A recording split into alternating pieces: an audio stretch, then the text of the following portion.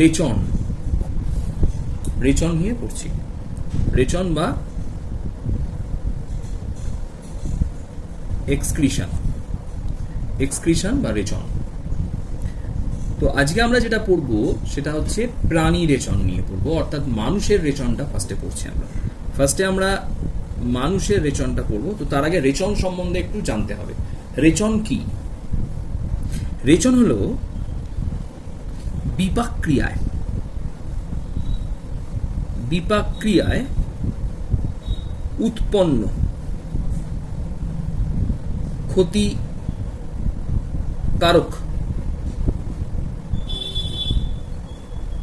পদার্থ, ক্ষতিকারক পদার্থকে যে প্রক্রিয়ায় দেহ থেকে ত্যাগ করা হয় তাকে রেচন বলে। অনেক সময় রেচনের কিন্তু অনেকের আইডিয়া ভুল হয়ে যায়। এবং এরপরেই আমরা চলে আসছি রেচন পদার্থ। কেন এটা এরপরই বললাম না, অনেক সময় দুটো গন্ডগোল হয়। বিপাক ক্রিয়ায় উৎপন্ন ক্ষতিকারক দূষিত পদার্থকে, এটা ফার্স্টে টার্মসে কিন্তু লিখতে হবে, দূষিত পদার্থকে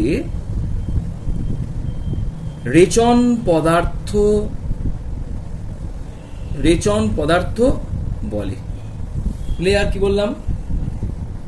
দূষিত পদার্থকে রেচন পদার্থ বলে। এবার চলে আসছি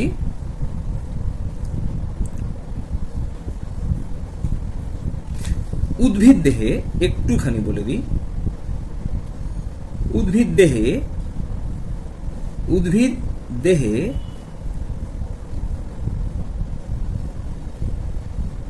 প্রোটিন জাতীয় পদার্থ কম গৃহীত হয়, মানে উদ্ভিদ প্রোটিন জাতীয় পদার্থ কি করে? কম গ্রহণ করে। তার ফলে এবং এদের বিপাকীয় হার কম, যার জন্য বিপাকের ফলে উৎপন্ন রেচন পদার্থ কম। তাই এরা মানে উদ্ভিদেরা রেচন পদার্থকে, এদের রেচন পদার্থ কি প্রকৃতির? রেচন পদার্থ, পদার্থটা কি প্রকৃতির? অপেক্ষাকৃত কম ক্ষতিকারক। এরা রেচন পদার্থকে বিভিন্ন বিভিন্ন অঙ্গে সাময়িকভাবে সঞ্চয় করে রাখে, যার ফলে এদের কোনো নির্দিষ্ট রেচন অঙ্গ নেই। একটা প্রশ্নের অ্যান্সার হয়ে গেল। উদ্ভিদের কেন কোনো নির্দিষ্ট রেচন অঙ্গ নেই, এর অ্যান্সারটা কিন্তু আমি পেয়ে গেলাম। প্রশ্নটা আমি লিখে দিচ্ছি। উদ্ভিদে কোনো নির্দিষ্ট রেচন অঙ্গ থাকে না কেন, ব্যাখ্যা করতে হবে। অ্যান্সার বলে দিলাম ফার্স্টেই, গুছিয়ে লিখে নিবি। আমরা আজকে পড়ব মানুষের রেচন পদার্থ। মানুষের দেহে রেচন অঙ্গগুলোকে দুভাগে ভাগ করা হয়। মানুষের দেহে রেচন অঙ্গগুলোকে দুভাগে ভাগ করা হয়। মানুষের দেহে রেচন অঙ্গগুলোকে আমরা দুভাগে ভাগ করি। কি কি? একটা হচ্ছে প্রধান রেচন অঙ্গ, আর দুই হলো সাহায্যকারী রেচন অঙ্গ। একটা হলো প্রধান রেচন অঙ্গ আর দুই হলো সাহায্যকারী রেচন অঙ্গ। বোঝা গেল দুটো। এই প্রধান রেচন অঙ্গের মধ্যে মানুষের দেহে আছে বৃক্ক। বৃক্ক মানুষের প্রধান রেচন অঙ্গ। এছাড়াও সাহায্যকারী রেচন অঙ্গ রূপে আছে ফুসফুস, 2 যকৃৎ, 3 অন্ত্র, বা এটাকে আমরা পৌষ্টিক নালীও বলতে পারি। ক্লিয়ার? 4 ত্বক ইত্যাদি। তাহলে আর একটা বলে রাখি, 5 লালা গ্রন্থি। এইগুলো মানুষের দেহে রেচন অঙ্গ রূপে কাজ করে। রেচন অঙ্গ মানে এরা রেচন পদার্থকে এই অঙ্গের মাধ্যমে দেহ থেকে ত্যাগ করে। রেচন অঙ্গ মানে কি? এই অঙ্গের মাধ্যমে রেচন পদার্থকে দেহ থেকে ত্যাগ করে, তাকেই বলা হয় রেচন অঙ্গ। রেচন অঙ্গ কাকে বলে বুঝিয়ে দিলাম। ক্লিয়ার? এরপর আমরা চলে আসছি একটুখানি একটা নতুন টপিকস, জাস্ট একটু বলা দরকার। তাহলে বিপাক ক্রিয়ায় বা বিপাক ক্রিয়া, সরি, বিপাক ক্রিয়ায় ভালো করে বুঝে নি, যেটি বিপাক ক্রিয়ায় যেটি ক্ষতিকারক তাকে বলা হলো রেচন। আর বিপাক ক্রিয়ায় উৎপন্ন উপকারী পদার্থকে বলা হয় ক্ষরণ। ক্ষরণের কি উদাহরণ? হরমোন এক প্রকারের ক্ষরণ পদার্থ। এটা বিপাকে উৎপন্ন হয়, কিন্তু এরা উপকারী পদার্থ। ক্লিয়ার? তাহলে আমরা আজকে পড়বো যেটা নিয়ে, সেটাকে বলা হলো বৃক্ক। আমরা আজকে বৃক্ক নিয়ে পড়ব। তো ফার্স্ট কথা হচ্ছে বৃক্কের উৎপত্তি সম্বন্ধে আমি একটুখানি বলি। মেরুদণ্ডী প্রাণীদের ক্ষেত্রে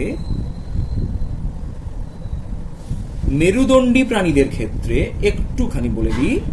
মেরুদণ্ডী প্রাণীদের ক্ষেত্রে, অর্থাৎ মেরুদণ্ডী প্রাণী মানে হতে পারে মাছ, উভচর, পক্ষী, সরীসৃপ। ক্লিয়ার? এরা হয়ে গেল কি মেরুদণ্ডী প্রাণী। মেরুদণ্ডী প্রাণীদের ক্ষেত্রে ভ্রূণের মেসোডার্ম স্তরের, এটা খুব মানে নতুন টার্মস, পাবি না কোথাও। ভ্রূণের মেসোডার্ম স্তরে নেফ্রোজেনাস কলা, নেফ্রোজেনাস কলা, নেফ্রোজেনাস টিস্যু বা নেফ্রোস্টোম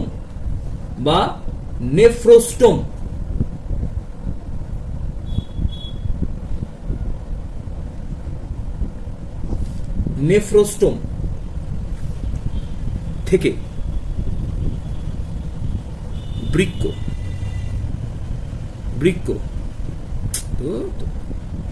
বৃক্ক উৎপন্ন হয়।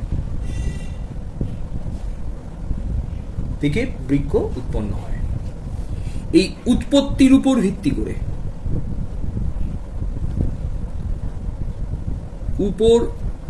ভিত্তি করে প্রাণীদের বৃক্ককে 4 প্রকার ভাগে ভাগ করা যায়। প্রধানত 3 প্রকার। প্রথমে নাম হচ্ছে আদি বৃক্ক।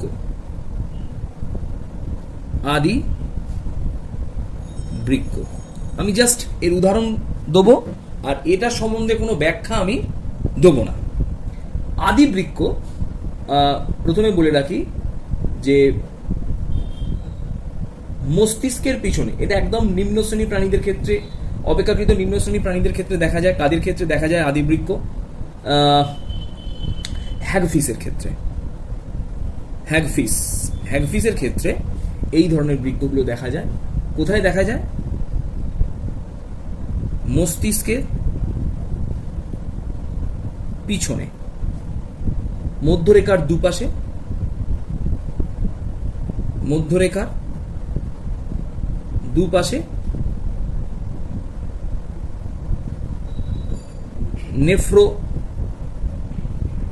নেফ্রোস্টোম থেকে উৎপন্ন হয়।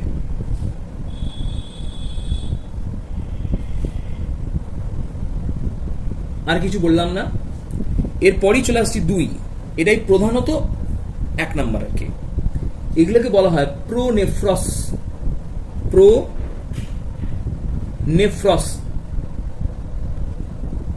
প্রোনেফ্রস কিডনি। প্রোনেফ্রস কিডনি কি? অর্থাৎ প্রো শব্দের অর্থ হলো দেহের সম্মুখ ভাগ। সম্মুখ কেন নামকরণ করা হয়েছে? না, এটা দেহের সম্মুখ ভাগে উৎপন্ন হয়, সম্মুখ ভাগ থেকে উৎপন্ন হয় এবং এর খণ্ডক সংখ্যা, দেহের খণ্ডক সংখ্যা হচ্ছে 5 থেকে 16 খণ্ডক পর্যন্ত। 5 নম্বর দেহ খণ্ডক থেকে 16 নম্বর দেহ খণ্ডক। দেহের খণ্ডকে আমাদের দেহ কতগুলো খণ্ডকে বিভক্ত। তো তার মধ্যে এখানে দেখা যায় এই বৃক্কটি দেহের সম্মুখ ভাগে 5 নম্বর দেহ খণ্ডক থেকে 16 নম্বর দেহ খণ্ডক পর্যন্ত মধ্যরেখার দুপাশে 6টি থেকে 7টি, এটা কিন্তু এক্সট্রা, যার অসুবিধা হবে করবি না, 6টি থেকে 7টি প্রোনেফ্রিক নালিকা দিয়ে তৈরি হয়। বেশ, আর কিছু বললাম না। কাদের দেখা যায় এক্সাম্পলটা জাস্ট বলি।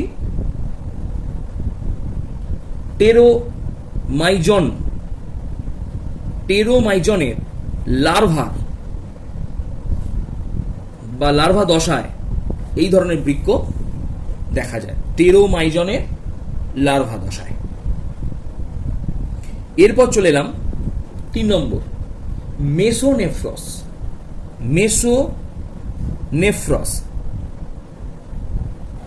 মেসোনেফ্রস কিডনি। মেসোনেফ্রস কিডনি কি? না, মেসোনেফ্রস কিডনি হলো দেহের মধ্যভাগে উৎপন্ন হয়। মধ্যভাগে, দেহের কোথায় উৎপন্ন হয়? মেসো মানে মাঝে, দেহের মধ্যভাগে উৎপন্ন হয়। এই মেসোনেফ্রস কিডনিটা নামকরণের কারণই এটা।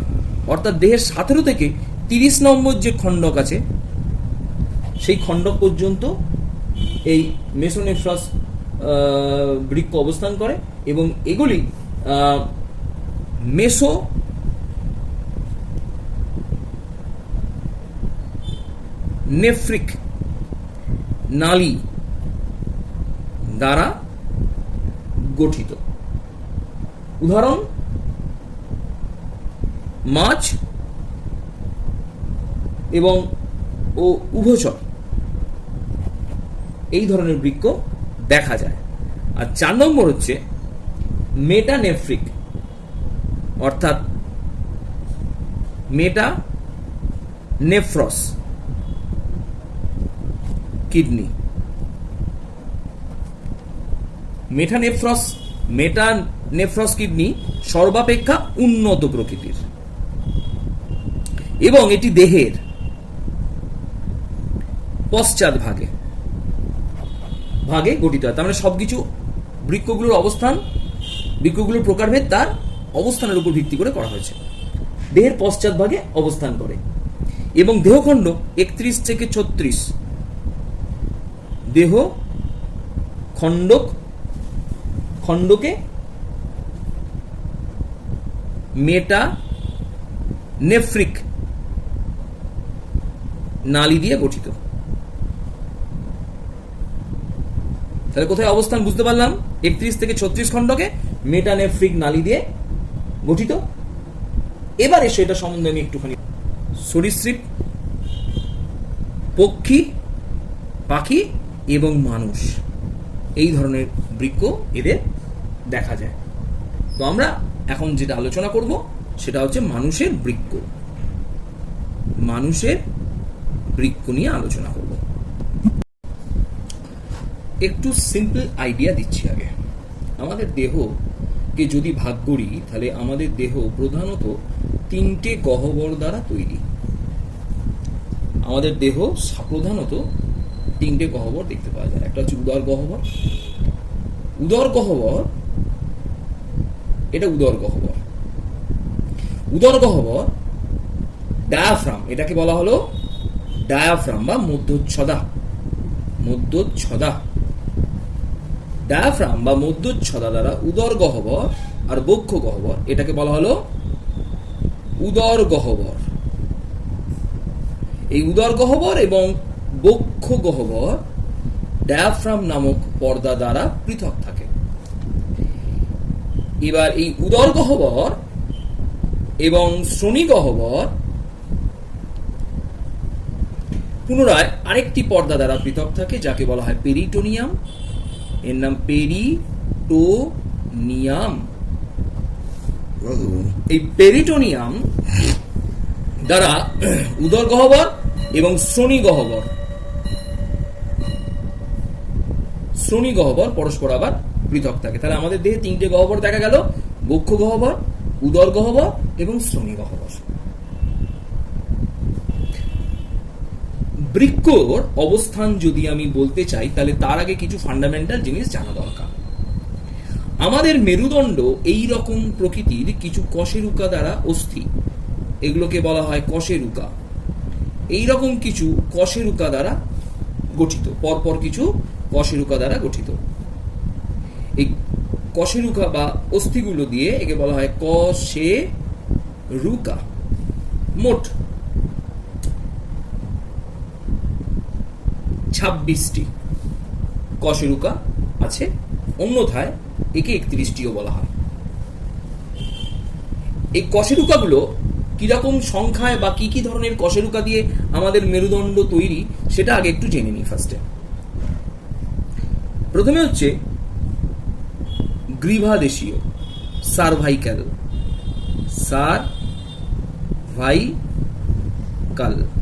সার্ভাইকাল কশেরুকা মানে হলো গ্রীভাদেশীয় কশেরুকা। এই কশেরুকার সংখ্যা 7টি। মানে গলার দিকে যে কশেরুকাগুলো থাকে, মেরুদণ্ডে মস্তিষ্কের পর থেকে তো মেরুদণ্ড শুরু, তাহলে গলা থেকেই মেরুদণ্ড শুরু। তাহলে গলাতে যে কশেরুকা থাকে তার সংখ্যা 7টা, তাকে বলা হয় সার্ভাইকাল, একে বলা হলো গ্রীভাদেশীয়। তারপর হচ্ছে সার্ভাইকালের পর থোরাসিক। থোরাসিক মানে হচ্ছে বক্ষদেশীয়। আমি লিখছি বক্ষ, তোরা একটা দেশীয় করে নিবি। বক্ষদেশীয় কশেরুকার সংখ্যা কিন্তু 12টা। শুধুমাত্র লাইন বাই লাইন জিনিসগুলোকে পড়ে নিলে বুঝে নিলে কিন্তু হয় না, ব্যাপারগুলোকে ফান্ডামেন্টাল একদম রুট ধরে বুঝতে হয়। সার্ভাইকাল, তারপর থোরাসিক, তারপর লাম্বার। লাম্বারের সংখ্যা 5টা। একে বলা হয়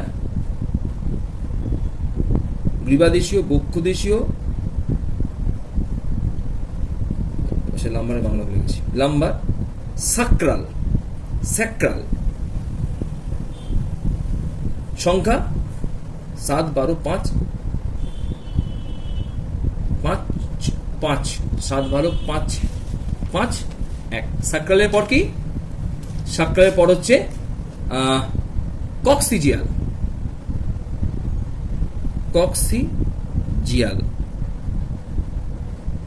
4টি। অর্থাৎ তাহলে মোট কশেরুকার সংখ্যা কটা হলো? 7, 12, 19, 29, 33। কিন্তু এই কক্সিজিয়ালকে বর্তমানে একটি ধরা হয়। তাহলে মোট কটি হলো? তাহলে 26টি একদমই হচ্ছে না। তাহলে 7, 12, 19, 20,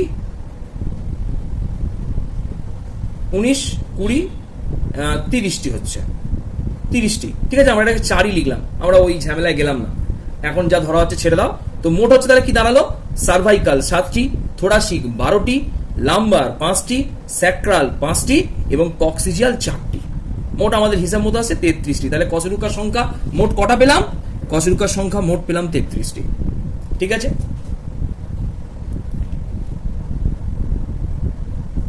এবার এই কশেরুকাগুলো কেন আমরা এইভাবে পড়লাম বুঝে নিই একবার। এটা হচ্ছে মেরুদণ্ড। আমাদের মেরুদণ্ড কোথায় থাকে? আমাদের মেরুদণ্ড মধ্যরেখা বরাবর অবস্থান করে। এটা হচ্ছে মেরুদণ্ড। মেরুদণ্ডের দুদিকে এইগুলো হচ্ছে কশেরুকা। এরকম ভাবে কশেরুকাগুলোকে আঁকছি।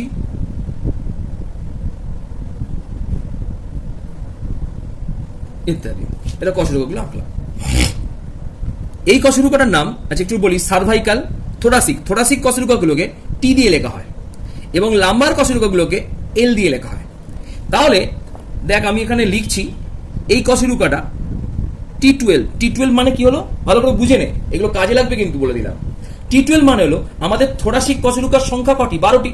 তাহলে প্রথম থোরাসিক কশেরুকা কি নাম দেবো? T1। তারপর থোরাসিক কশেরুকার কি নাম দেবো? T2। তারপর থোরাসিক কশেরুকার কি নাম দেবো? T3। এইভাবে 12টা কশেরুকার 12তম যে কশেরুকা তার নাম কি হয়ে যাবে? T12। থোরাসিক কশেরুকার পরে কি আছে? লাম্বার। থোরাসিক কশেরুকার পরে কি আছে? লাম্বার। তাহলে শুরু কি হবে? L1, L2, L3, L4 এবং L5। বুঝা গেল কি বললাম? বৃক্কের অবস্থান হলো T12 থেকে, অর্থাৎ থোরাসিক কশেরুকা 12 থেকে, থোরাসিক কশেরুকা 12 থেকে L3 পর্যন্ত, থোরাসিক কশেরুকা 12 থেকে L3 পর্যন্ত এর অবস্থান। অর্থাৎ আমি যদি ছবিটাকে আঁকি, তাহলে ছবিটা আমি কিভাবে আঁকছি একটু দেখে নিই।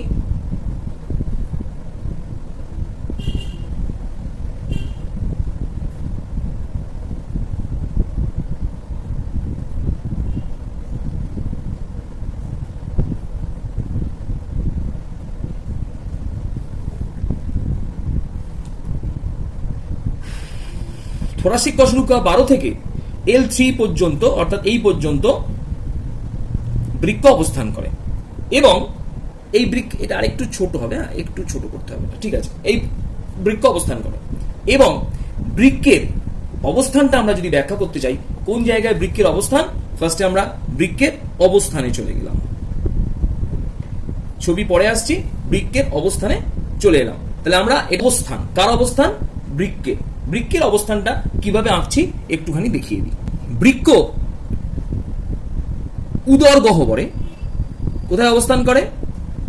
উদর গহ্বরে মেরুদণ্ডের উভয় পাশে পৃষ্ঠীয় ভাগে, পৃষ্ঠীয় ভাগে মানে কোন দিকে? পিঠের দিকে, অর্থাৎ পিছনের দিকে। পিছনের দিকে, সামনের দিকে নয়, সামনের দিকে হৃৎপিণ্ড থাকে আর পিছনের দিকে থাকে বৃক্ক, কিডনি। উদর গহ্বরে মেরুদণ্ডের উভয় পাশে পিছনের দিকে মানে পৃষ্ঠীয় ভাগ, এটা বললে আরো ভালো হয়, পৃষ্ঠীয় ভাগে T12 থেকে L3 পর্যন্ত কশেরুকা জুড়ে উভয় দিকে বৃক্ক অবস্থান করে এবং দেখা যায় এই বৃক্কটাকে কি বৃক্ক বলে? এটা আমরা হৃৎপিণ্ডে আইডিয়া হয়ে গেছে আমাদের। এটা আমাদের ডান দিক, তাহলে আমরা নাম দেবো এর বাম বৃক্ক, আর এটাকে বলা হলো বাম দিক, নাম দেবো ডান বৃক্ক। তাহলে কি দেখলাম? বাম বৃক্ক ডান বৃক্কের তুলনায় কিছুটা ওপরে অবস্থান করে এবং এই বৃক্কের যদি আকারে চলে যায়, আমরা এবার বৃক্কের কিসে চলে এলাম? বৃক্কের আকারে চলে এলাম। আকার যদি বৃক্কের আকারে চলে যায়, প্রত্যেকটা বৃক্ক দেখতে সিমবীজের ন্যায়। সিমবীজ যেরকম দেখতে, প্রত্যেকটা বৃক্ক ঠিক সেই রকম দেখতে, সিমবীজের ন্যায়। এই প্রত্যেকটা বৃক্কের দৈর্ঘ্য প্রায় 11 সেমি এবং বৃক্কগুলির প্রস্থ 5 সেমি এবং বৃক্কটির পুরুত্ব, আমি ছবিটাকে এইভাবে আঁকলাম পুরুত্ব বোঝানোর জন্য, এবং বৃক্কটির পুরুত্ব মানে নিশ্চয়ই বুঝতে পারছিস, আমি এটাকে ছবিটাকে এরকম করে দিলাম। বৃক্কটির পুরুত্ব প্রায় 3 সেমি। তাহলে প্রতিটি বৃক্ক কিরকম হলো? দৈর্ঘ্যে কিন্তু 11 সেমি, সিমবীজের মতো দেখতে এবং এর বর্ণ খানিকটা কালচে বা লালচে, কালচে লাল বর্ণের, বাদামি বর্ণের, কালচে লাল বা বাদামি বর্ণের। ঠিক আছে, কি বললাম? কালচে বাদামি বর্ণের। এই বৃক্কগুলোকে যদি দেখা যায় তাহলে সিমবীজের মতো এবং এর মেরুদণ্ডের দিকের অংশটি একটু খাঁজযুক্ত হয়। প্রতিটি বৃক্কের মেরুদণ্ডের দিকের অংশটিকে একটু খাঁজযুক্ত দেখা যায়। এই খাঁজযুক্ত অংশটিকে বলা হয় হাইলাম। এই খাঁজযুক্ত অংশটিকে বলা হলো হাইলাম।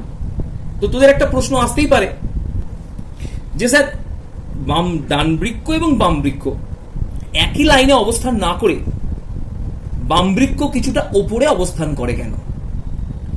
এই অবস্থানের কারণ আমি তোরা অ্যান্সার দেওয়ার চেষ্টা কর। তাহলে এই যে হাইলাম মতো অংশ দেখা গেল, এই হাইলাম মতো অংশ থেকে বৃক্ক থেকে নির্গত হয়েছে গবিনী,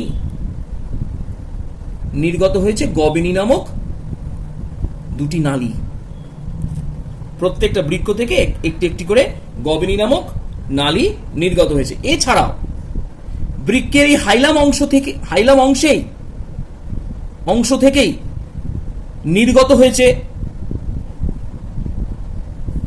বৃক্কীয় শিরা এবং এর মধ্যেই প্রবেশ করেছে বৃক্কীয় ধমনী। তার মানে এই হাইলাম অংশেই, ভালো করে বুঝে নে, বৃক্কীয় শিরা নির্গমন এবং এই হাইলাম অংশেই ধমনীটাকে আমি এই দুটো ধমনী আঁকলাম, ঠিক আছে, কালো করিনি, এইগুলোকে বলা ধমনী। বৃক্কীয় ধমনী এই অংশে কি করেছে? প্রবেশ করেছে এবং এখান থেকে নির্গত হয়েছে কে? গবিনী। গো নয়, গবিনী নির্গত হয়েছে। এটা একটি নালী। যে গবিনী নামক নালীটি একটুখানি বলে দিই, পরবর্তীকালে এসে মূত্রাশয়ে এসে যুক্ত হয়েছে। গবিনী নামক নালীটি কোথায় যুক্ত হয়েছে? মূত্রাশয়। সেখান থেকে মূত্র নালীর মাধ্যমে, এটা হচ্ছে মূত্র নালী, এই মূত্র নালীর মাধ্যমে দেহের বাইরে মূত্র নির্গত হবে। অর্থাৎ বৃক্ক থেকে উৎপন্ন পরিশ্রুত বা মূত্র গবিনীর মাধ্যমে এসে কোথায় জমা হয়েছে? এটাকে কি বলা হয়? মূত্রাশয় বা মূত্রথলি। এই মূত্রথলিতে এসে সঞ্চিত হয় এবং মূত্র নালীর মাধ্যমে দেহ থেকে, মূত্র ছিদ্রের মাধ্যমে দেহ থেকে বাইরে বেরিয়ে যায়। ঠিক আছে, তাহলে আমরা বৃক্কের ব্যাপারটা বুঝলাম, তাহলে বৃক্কের অবস্থান বুঝলাম, বৃক্কের আকার কিরকম দেখতে বুঝলাম এবং বৃক্কের বর্ণ কিরকম বুঝে গেলাম। তো এবার আমরা যেটা নিয়ে পড়বো, বৃক্কের ভেতরের গঠন, অন্তর্গঠন নিয়ে আমরা বৃক্কের পড়বো। তো বৃক্কের অন্তর্গঠন জানতে গেলে প্রথমেই তো বৃক্কের ফার্স্টে একটা চিত্র আঁকি। বৃক্কের অন্তর্গঠনে ফার্স্টে বৃক্কের চিত্র আঁকতে হবে। বৃক্কটা দেখতে কিরকম টাইপের? এইরকম একটা বৃক্ক দেখতে, এইরকম।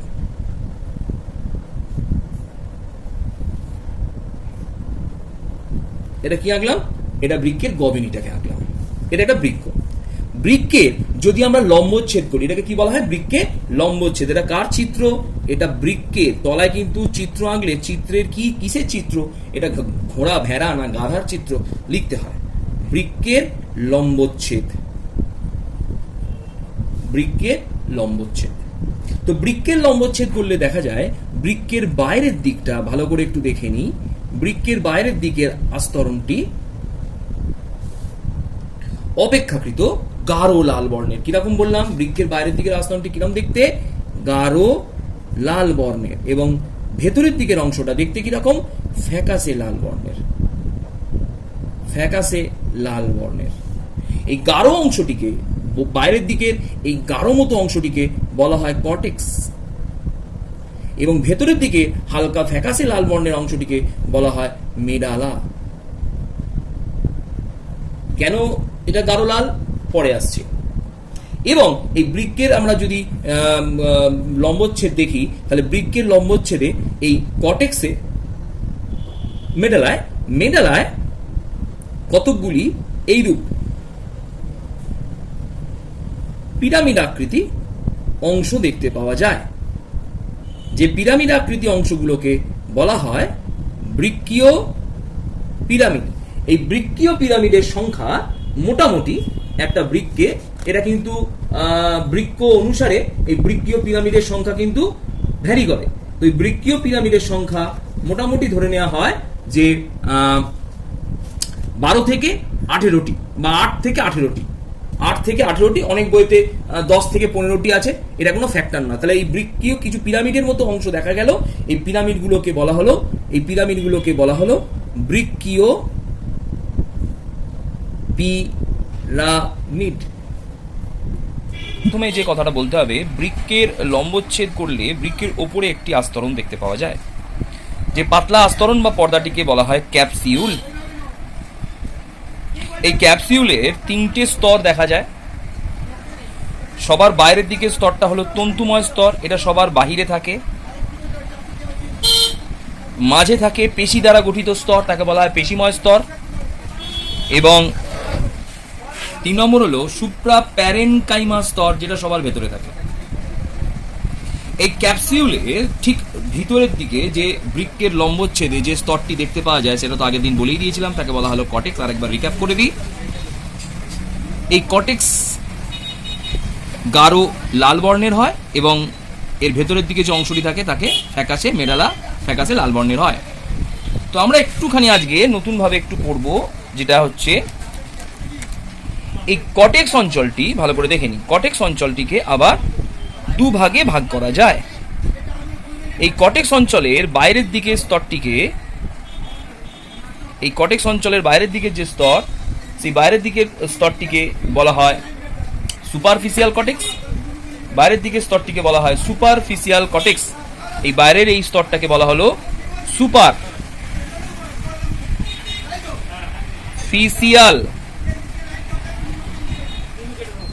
কটেক্স, সুপারফিশিয়াল কটেক্স। এবং ভেতরের দিকে কটেক্সের যে ভেতরের দিকে স্তরটি, যে স্তরটি মেডালার সঙ্গে, এটা মেডালা পার্ট, মেডালার সঙ্গে যে স্তরটি জুড়িয়ে থাকে, অর্থাৎ আমি স্তরটিকে আলাদা করে কালারিং করে দিলাম, এই স্তরটি মেডালার সঙ্গে যে স্তরটি কটেক্সের যে অংশটি যুক্ত থাকে, সেই অংশটিকে বলা হয়, এই অংশটিকে বলা হয় জাক্সটা মেডুলারি কটেক্স। কি কটেক্স? এখানে লিখছি জাক্সটা মেডুলারি কটেক্স, জাক্সটা মেডুলারি কটেক্স। তার মানে কটেক্সকে আমরা দুভাগে ভাগ করতে পারলাম। ঠিক আছে, ওকে। কটেক্সকে আমরা দুভাগে ভাগ করলাম, একটা হলো সুপারফিশিয়াল কটেক্স, আর 2 নম্বর বললাম জাক্সটা মেডুলারি কটেক্স। আমি আর কথাটাকে লিখলাম না। তো এবার একটুখানি কথা বলি। তো নোটগুলো আছে, নোটগুলো পরপর তো পেয়েই যাবি। তো আমি ব্যাপারটাকে একটু বোঝাচ্ছি, ওই জন্য লিখছি কম। এই কটেক্স অঞ্চলে জেনেরা, এই কটেক্স অঞ্চলে বৃক্কের গঠনগত এবং কার্যগত একক, কি নাম বললাম? গঠনগত ও কার্যগত একক থাকে, যাকে বলা হয় নিউরন, নেফ্রন। তাহলে বৃক্কের গঠনগত এবং যে কার্যগত একক, তাকে বলা হলো নেফ্রন। এই নেফ্রনের অবস্থান কিন্তু কোথায়? এই বৃক্কের কটেক্স অঞ্চলে। তো দেখা যায় বৃক্কের কটেক্স অঞ্চলের সুপারফিশিয়াল কটেক্স অঞ্চলে সমগ্র নেফ্রনের প্রায় 85% নেফ্রন এই সুপারফিশিয়াল কটেক্স অঞ্চলে অবস্থান করে, এবং এই নেফ্রনগুলিকে বলা হয় সুপারফিশিয়াল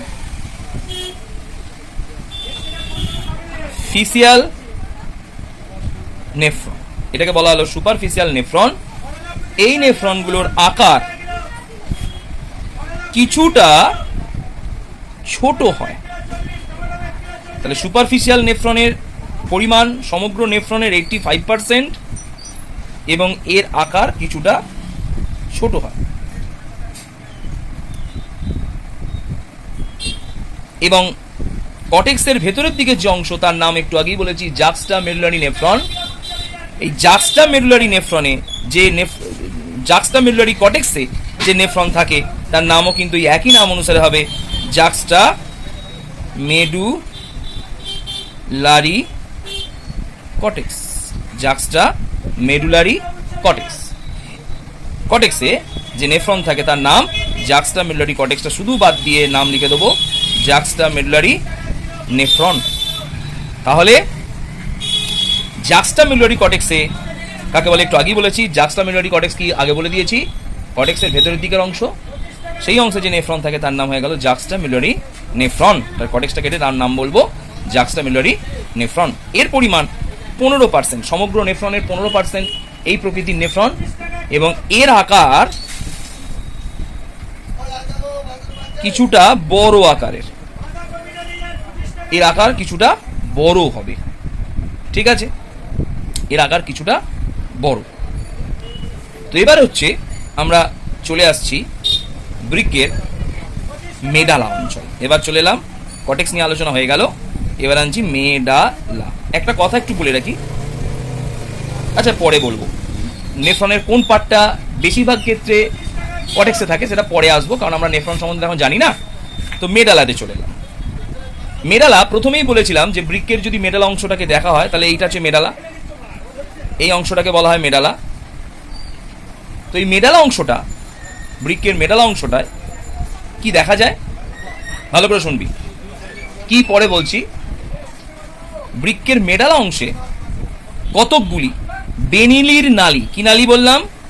বেনিলি, ডাক্ট অফ বেনিলিজ, বেনিলির, বিজ্ঞানী বেনিলির নাম অনুসারে করা হয়েছে এটা, বেনিলির নালী একত্রিত হয়ে এরকম, এগুলো একটা কি রে, এগুলো একটা নালী। এই নালীগুলি একত্রিত হয়ে, তাহলে আমরা চলে এলাম বেনিলিন নালীগুলি একত্রিত, এগুলো একটা কি বললাম? বেনিলিন নালী। এই বেনিলিন নালীগুলো এক জায়গায় একত্রিত হয়, ভালো করে বুঝে নি, ছবিটা দেখলেই নিশ্চয়ই বুঝতে পারা যাবে। এগুলো বেনিলিন নালী। এই বেনিলিন নালীগুলো এক জায়গায় একত্রিত হওয়ার পর যে পিরামিডের মতো আকার ধারণ করে, সেই পিরামিডগুলোকে বলা হয় বৃক্কীয় পিরামিড। আমরা এই ছবিটাতে চলে এলাম, যদি ছবিটা বুঝতে পারা যায় ভালো, এগুলোকে বলা হলো বৃক্কীয় পিরামিড। লক্ষ্য করে দেখ, এখানে বেনিলিন নালীগুলো পরস্পর এসে এক জায়গায় একত্রিত হয়েছে, এবং এই পিরামিডগুলোকে বলা হলো বৃক্কীয় পিরামিড। এই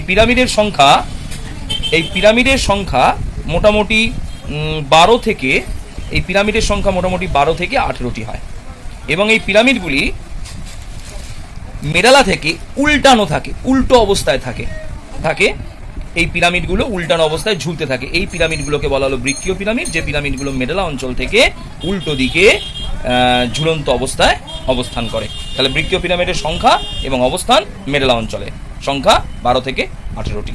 এগুলি বৃক্ক ভেদে এর সংখ্যার পরিবর্তন ঘটে। কিডনির ছবি আরেকবার আঁকি, আরেকবার একটা কিডনির ছবি আমি এমনি জাস্ট একটা ফান্ডামেন্টাল একটা স্ট্রাকচার, ডায়াগ্রামেটিক স্ট্রাকচার আঁকছি কিডনির। কিডনির এটা হলো কটেক্স অঞ্চল আর এটা হলো মেডালা অঞ্চল। এটা কটেক্স অঞ্চল, এটা মেডালা অঞ্চল। মেডালা অঞ্চলে কতগুলো বেনিলিন নালী একত্রিত হয়ে ঝুলন্ত পিরামিডের আকার বা উল্টানো পিরামিডের মতো যে সংগঠন তৈরি করে, সেই সংগঠনকে বলা হয় বৃক্কীয় পিরামিড। তো এক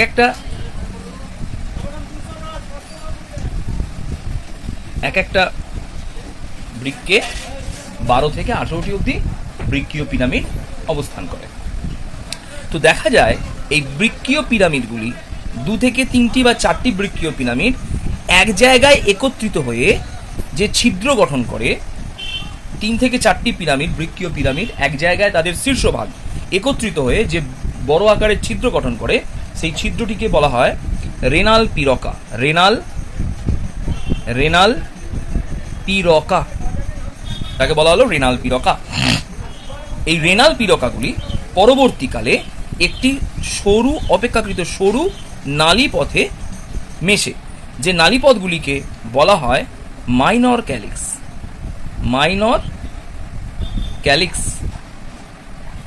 এই মাইনর ক্যালিক্সগুলি 3 থেকে 4টি মাইনর ক্যালিক্স, তাহলে এইটা একটা মাইনর ক্যালিক্স, এইটা একটা মাইনর ক্যালিক্স এবং এটা একটা মাইনর ক্যালিক্স। 3 থেকে 4টি মাইনর ক্যালিক্স একসঙ্গে একত্রিত হয়ে অপেক্ষাকৃত যে মোটা নালীটি গঠন করে, সেই নালীটিকে বলা হয় মেজর ক্যালিক্স। এটা ঠিক কিরকম ধরনের মেজর ক্যালিক্স? এটা ঠিক কিরকম ধরনের? যে অনেকগুলো সরু ড্রেন, ঘরের একটা ছিদ্র আছে, সেই নালা দিয়ে নোংরা জলটা বেরিয়ে আসছে। তার মানে এই বৃক্কীয় পিরামিড দিয়ে কি হয়, রক্তের নোংরা জলটা বা মূত্রটা বেরিয়ে আসে। সেই মূত্রটা কোথায়? প্রথমে সরু নালীতে পড়লো, সরু নালী মানে মাইনর ক্যালিক্স। এরকম কতগুলি বাড়ির সরু নালী একটা মোটা ড্রেনে এসে পড়লো, সেটাকে বলা হলো, মোটা ড্রেনটাকে বলা হলো মেজর ক্যালিক্স। তাহলে 3 থেকে 4টি মাইনর ক্যালিক্স একত্রিত হয়ে যে বড় আকারের নালী গঠন করে, সেই নালীকে বলা হলো মেজর ক্যালিক্স। তার মানে এটা বুঝতে হবে, এই বৃক্কীয় পিরামিড থেকে উৎপন্ন মূত্রগুলো প্রথমে মাইনর ক্যালিক্স এবং পরবর্তীকালে মেজর ক্যালিক্সের মাধ্যমে এসে একটি ফাঁকা স্থানে উন্মুক্ত হয়। এটা হচ্ছে একটা ফাঁকা স্থান, এই জায়গায় এসে উন্মুক্ত হলো। এই ফাঁকা স্থানটাকে বলা হলো পেলভিস। তাহলে পেলভিসে এসে উন্মুক্ত হলো। অর্থাৎ মেজর ক্যালিক্সগুলি এরম 3 থেকে 4টি মেজর ক্যালিক্স বৃক্কের মধ্যে একটি ফাঁকা স্থানে এসে মুক্ত হলো, যেটাকে বলা হলো পেলভিস। এই ফাঁকা স্থান থেকে অপেক্ষাকৃত একটি মোটা নালী নাম গবিনী। গবিনী গবিনী ওই পেলভিসে আসা মূত্রটিকে গবিনীর মাধ্যমে এসে মূত্রাশয়ে ফেলে দিল। তাহলে বৃক্ক দুটো, এদিক থেকে একটা গবিনী, একটা বৃক্ক থেকে, ওদিক থেকে একটা গবিনী এসে মূত্রাশয়ে, এটাকে বলা হলো মূত্রাশয় এসে মূত্রটাকে ফেলে দিল। এরপর মূত্রনালীর মাধ্যমে মূত্রছিদ্রের মাধ্যমে দেহের বাইরে নির্গত হয়ে যায়। এই হলো আমাদের বৃক্কের গঠন। তো এবার একটু কথা বলতে হবে যে আমি ছবিটাকে যদি আলাদা করে একটু আঁকার চেষ্টা করি, এই একটা বৃক্কীয় পিরামিড, আর এই একটা বৃক্কীয় পিরামিড। এই দুটো বৃক্কীয় পিরামিডের মাঝখানে একটা স্তর দেখতে পাওয়া যায়। আমি ছবিটাকে একটু বড় করে আঁকলাম।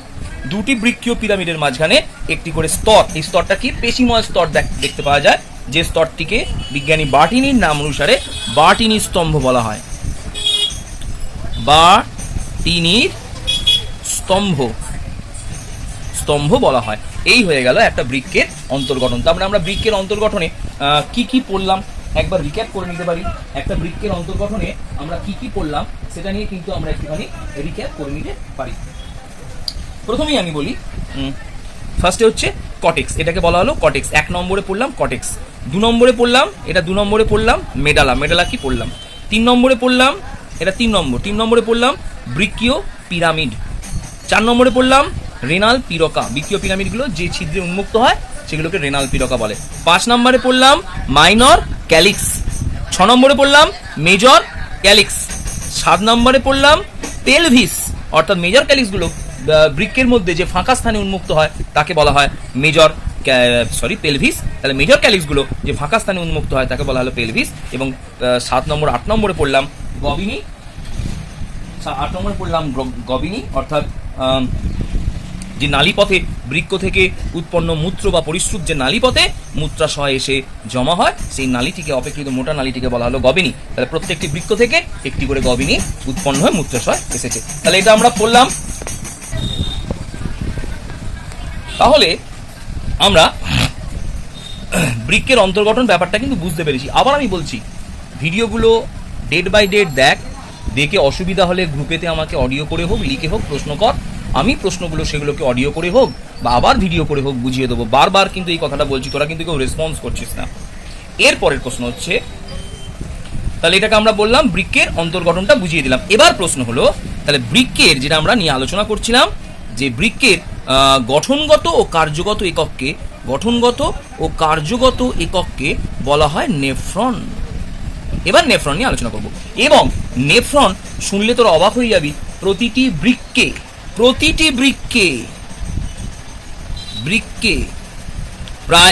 প্রায় 10 লক্ষেরও বেশি নেফ্রন থাকে।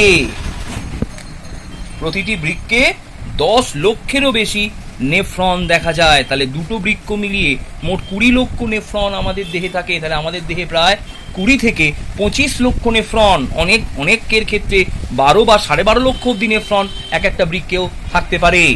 ঠিক আছে, তো আমরা আজকে যেটা পড়বো সেটাকে বলা হলো নেফ্রন। আমরা এবার নেফ্রন সম্বন্ধে জানব। নেফ্রন কি না, নেফ্রনকে আমরা একটা ছকের সাহায্যে দেখাচ্ছি। নেফ্রনের ছবি আমরা একটু পরে আসছি, আমরা আগে নেফ্রনের ব্যাপারগুলোকে লিখে নিই। নেফ্রনকে আমরা দুটো পার্টে ভাঙতে পারি। একটাকে বলা হলো ম্যালপিজিয়ান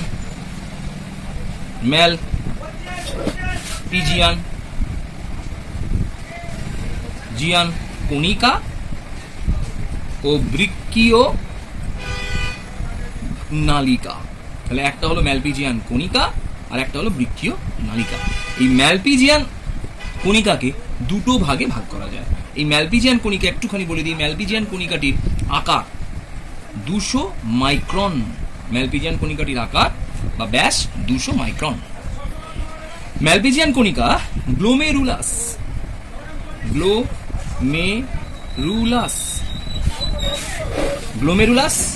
ও বাউম্যান ক্যাপসুল। গ্লোমেরুলাস ও বাউম্যান ক্যাপসুল দ্বারা গঠিত। তাহলে গ্লোমেরুলাস ও বায়োম্যান ক্যাপসুল দ্বারা গঠিত। আর বৃক্কীয় নালিকাটি, বৃক্কীয় নালিকাটি এক, বৃক্কীয় নালিকাটি নিকটবর্তী সংবর্ত নালিকা এক দিলাম, নিকটবর্তী সংবর্ত নালিকা দুই, হেনলিন লুপ, হেন লিন লুপ, হেনলিন লুপ, হেনলিন লুপ। আর তিন নম্বর হলো বা হেনলির লুপও বলতে পারি। আর তিন নম্বর হলো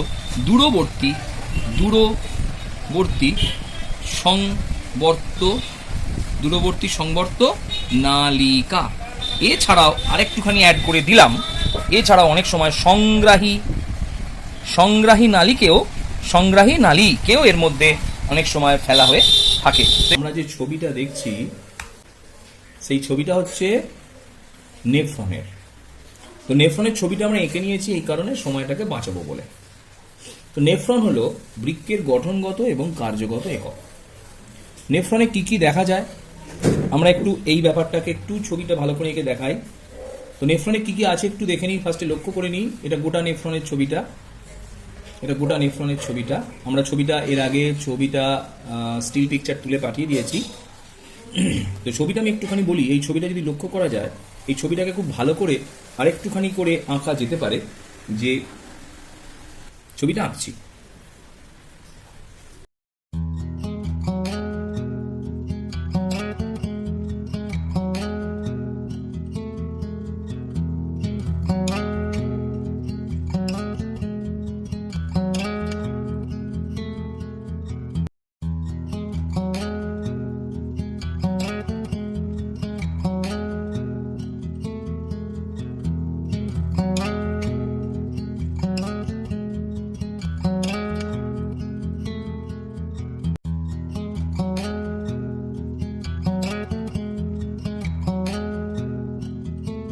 গোটা ছবিটাকে বলা হচ্ছে চিত্র। কিসের চিত্র আঁকলাম? চিত্র আঁকলাম ম্যালপিজিয়ান।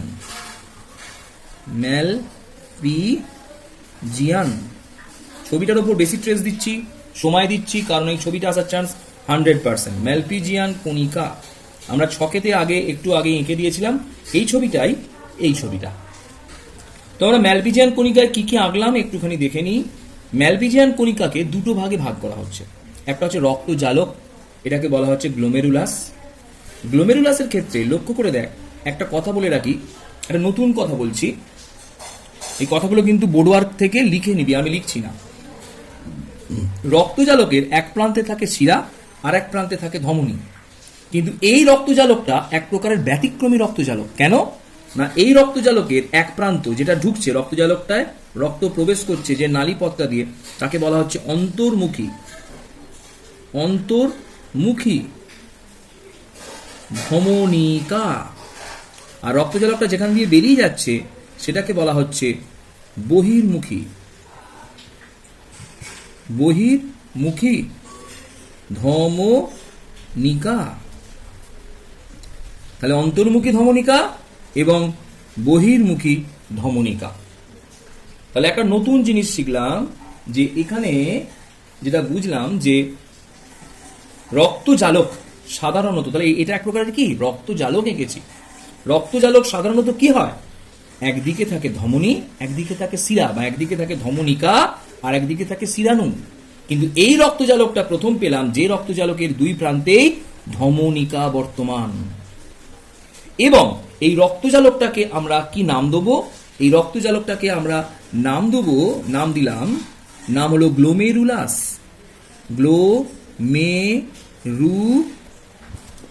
গ্লোমেরুলাস কি নাম দিলাম? গ্লোমেরুলাস। গ্লোমেরুলাস এক প্রকারের কি? গ্লোমেরুলাস এক প্রকারের রক্তজালক। গ্লোমেরুলাস এক প্রকারের রক্তজালক। তাহলে এই গ্লোমেরুলাসের এক প্রান্তে থাকা অন্তর্মুখী ধমনিকা, এই ধমনিকাটা অপেক্ষাকৃত মোটা, এবং এই ধমনিকার ব্যাস লিখছি জেনে রাখ 50 মাইক্রন এবং বহির্মুখী ধমনিকার ব্যাস 25 মাইক্রন। তাহলে কি লক্ষ্য করলাম না অন্তর্মুখী ধমনিকা অপেক্ষা বহির্মুখী ধমনিকা অর্ধেক ব্যাসযুক্ত। ভালো করে বুঝে নিলাম। তাহলে এই রক্তজালকের যে ব্যাসটা, যে নালীর মধ্যে দিয়ে রক্ত প্রবেশ করছে, সেই রক্ত নালীটির ব্যাস হলো 50 মাইক্রন এবং যেদিক দিয়ে বেরিয়ে যাচ্ছে সেই বহির্মুখী ধমনিকাটির ব্যাস 25 মাইক্রন। তো এরকম হয় কি লাভ হয়েছে না অন্তর্মুখী ধমনিকা দিয়ে যে পরিমাণ রক্ত গ্লোমেরুলাসের মধ্যে মানে রক্তজালকের মধ্যে প্রবেশ করবে তার অর্ধেক পরিমাণ রক্ত রক্তজালক থেকে বেরিয়ে যাবে। ঠিক কিভাবে ভাববো, ধরি একটা বিয়ে বাড়িতে একটা গেট করা হয়েছে, গেটের প্রবেশ গেট একটু বড় আর নির্গমন গেট যেটা দিয়ে লোক বেরিয়ে যাবে সেই নির্গমন গেটটা একটু ছোট। তার ফলে কি হবে, যদি প্রতি সেকেন্ডে 50টা করে লোক ঢোকে প্যান্ডেলেতে, এটা প্যান্ডেল, রক্তজালকটা হলো প্যান্ডেল, যদি ঢোকে তাহলে প্রতি সেকেন্ডে যদি 50টা করে লোক ঢোকে তাহলে সেখানে দেখা যাবে প্রতি সেকেন্ডে 25টা করে লোক বেরিয়ে যেতে পারবে। তার ফলে দেখব এক সময় এই রক্তজালকের মধ্যে বা প্যান্ডেলটার মধ্যে লোক সংখ্যা বেশি হয়ে যাবে, ঢুকছে 50টা বেরোচ্ছে 25টা। কেন না এখানের পথটা মোটা, এখানের পথটা সরু। তার ফলে দেখা যাবে রক্তজালকের মধ্যে অর্থাৎ গ্লোমেরুলাসের মধ্যে এক সময় রক্তের চাপ অনেক বেড়ে যাবে। এই রক্তের চাপটা বেড়ে গিয়ে মোটামুটি কত হতে পারে সেই রক্তের চাপের মানটা আমি এখানে লিখে দিলাম 25 mm Hg হয়ে যাবে, এফেক্টিভ গ্লোমেরুলার ফিল্ট্রেশন প্রেশার। আমরা এটা পরে আসছি, এটা নিয়ে আলোচনা পরে করব। তো এই রক্তজালকের মধ্যে এই অঞ্চলের মানটা হয়ে যাবে 25 mm Hg। এই রক্ত চাপের প্রভাবে ভালো করে শুনে নেবা, তাহলে গ্লোমেরুলাসে কি হয়ে গেল, রক্তের একটা চাপ সৃষ্টি হলো। ঠিক আছে, এই অবধি রাখলাম, স্টপ। বায়োমান্স ক্যাপসুল ঠিক দেখতে কিরকম না কাপের মতো, যেন এরকম করে একটা কাপ হলে যেরকম হয় এরকম কাপ, ঠিক এরকম দেখতে বায়োমান্স ক্যাপসুলটা। ঠিক আছে, দেখা যাচ্ছে অবশ্যই। এই বায়োমান্স ক্যাপসুলের মধ্যে এই গ্লোমেরুলাসটা ভেতরে খানিকটা ঢুকে থাকে, ঠিক এই রকম ভাবে খানিকটা ঢুকে আছে। এদিক দিয়ে একটা নল বেরিয়ে আছে আর এদিক দিয়ে একটা নল বেরিয়ে আছে। এই বায়োমান্স ক্যাপসুলের ভিতরের দিকের যে স্তরটা, ভিতরের স্তরটাকে বলা হয় ভিসিরাল স্তর, এবং এই ভিতরের দিকের স্তরে কিছু বিশেষ ধরনের কোষ দেখতে পাওয়া যায়, সেই কোষগুলোকে পোডোসাইট বলা হয়। এই কোষগুলোকে বলা হয় পোডোসাইট কোষ। এই ভিসিরাল স্তর, এই স্তরটাকে কি নাম বললাম, এই স্তরটাকে বলা হলো ভিসিরাল স্তর, ভিসিরাল স্তর। এই ভিসিরাল স্তরে যে কোষগুলো দেখতে পাওয়া যায় সেই কোষের ছবিটা আমি এক্ষুনি দেখাচ্ছি একটু ভালো করে। এই কোষগুলোকে বলা হলো পোডোসাইট কোষ, পোডোসাইট কোষ। এবং বাইরের দিকের যে স্তরটা দেখতে পাওয়া গেল, বাইরের দিকের স্তরগুলো এরকম কোষযুক্ত হয়। এই বাইরের দিকের যে স্তরটা দেখতে পাওয়া গেল সেই স্তরটাকে বলা হলো প্যারাইটাল স্তর, পোডোসাইট স্তর। আর এর নাম হলো প্যারাইটাল স্তর। তো কি হয় এবার এখানে একটু দেখে নি। আমরা 8 নাম্বার ভিডিওতে চলে এলাম, এটা 8 নাম্বার ভিডিও। তাহলে কি দেখা গেল না বায়োমান্স ক্যাপসুলের ভেতরের যে স্তরটার নাম আমি একটু আগেই বলেছি ভিসিরাল স্তর। এই ভিসিরাল স্তরের কি কি আছে একটুখানি দেখে নি একবার। তাহলে দেখা গেল যে এই গ্লোমেরুলাসের এন্ডোথেলিয়াল স্তর, গ্লোমেরুলাসের যে প্রাচীর সেই প্রাচীরটাকে, গ্লোমেরুলাসের যে প্রাচীর সেই প্রাচীরটাকে বলা হয় এন্ডোথেলিয়াল স্তর। তাহলে 1 নম্বর লিখলাম, 1 নম্বর লিখছি গ্লোমেরুলাসের প্রাচীরের যে স্তর তার নাম কি হলো এন্ডোথেলিয়াল স্তর, এন্ডোথেলিয়াল স্তর 1। 2, এই মাঝে একটা স্তর গঠিত হয় যে স্তরটাকে বলা হয় ভিত্তিঝিল্লি,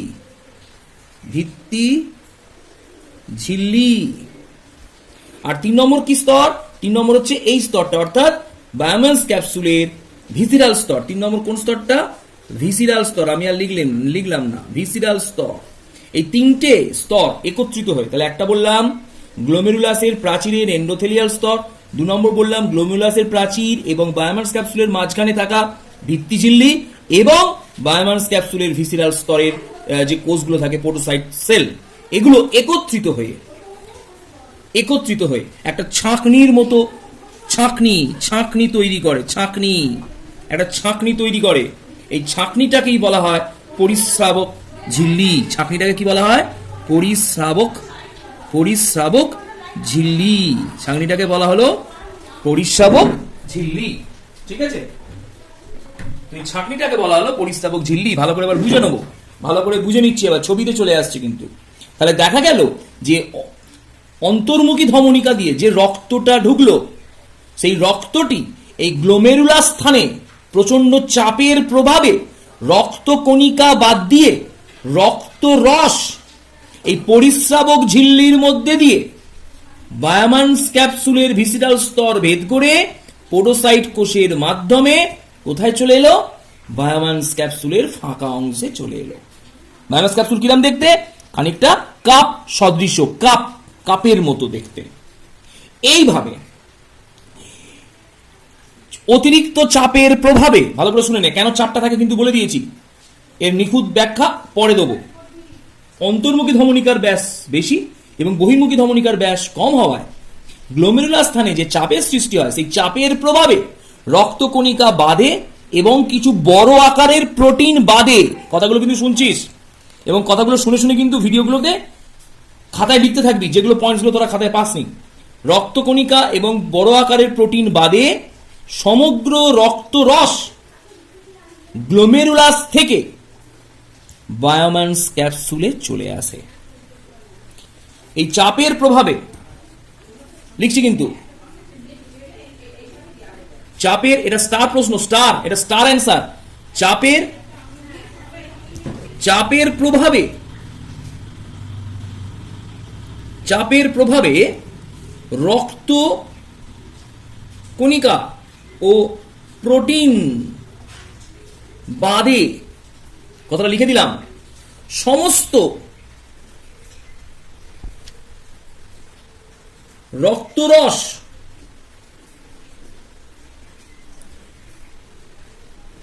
গ্লোমেরুলাস থেকে, গ্লোমেরুলাস কাকে বলে অনেকবার বলে দিয়েছি, গ্লোমেরুলাস থেকে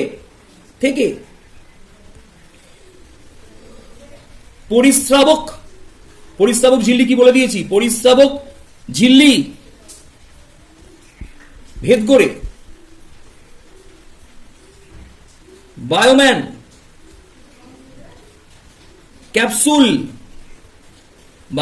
ক্যাপসুলে আসে। এই ধরনের, এটা এক প্রকার কি প্রক্রিয়া? ছাঁকার মানে ভালো ভাষা পরিস্রাবণ। এই ধরনের পরিস্রাবণ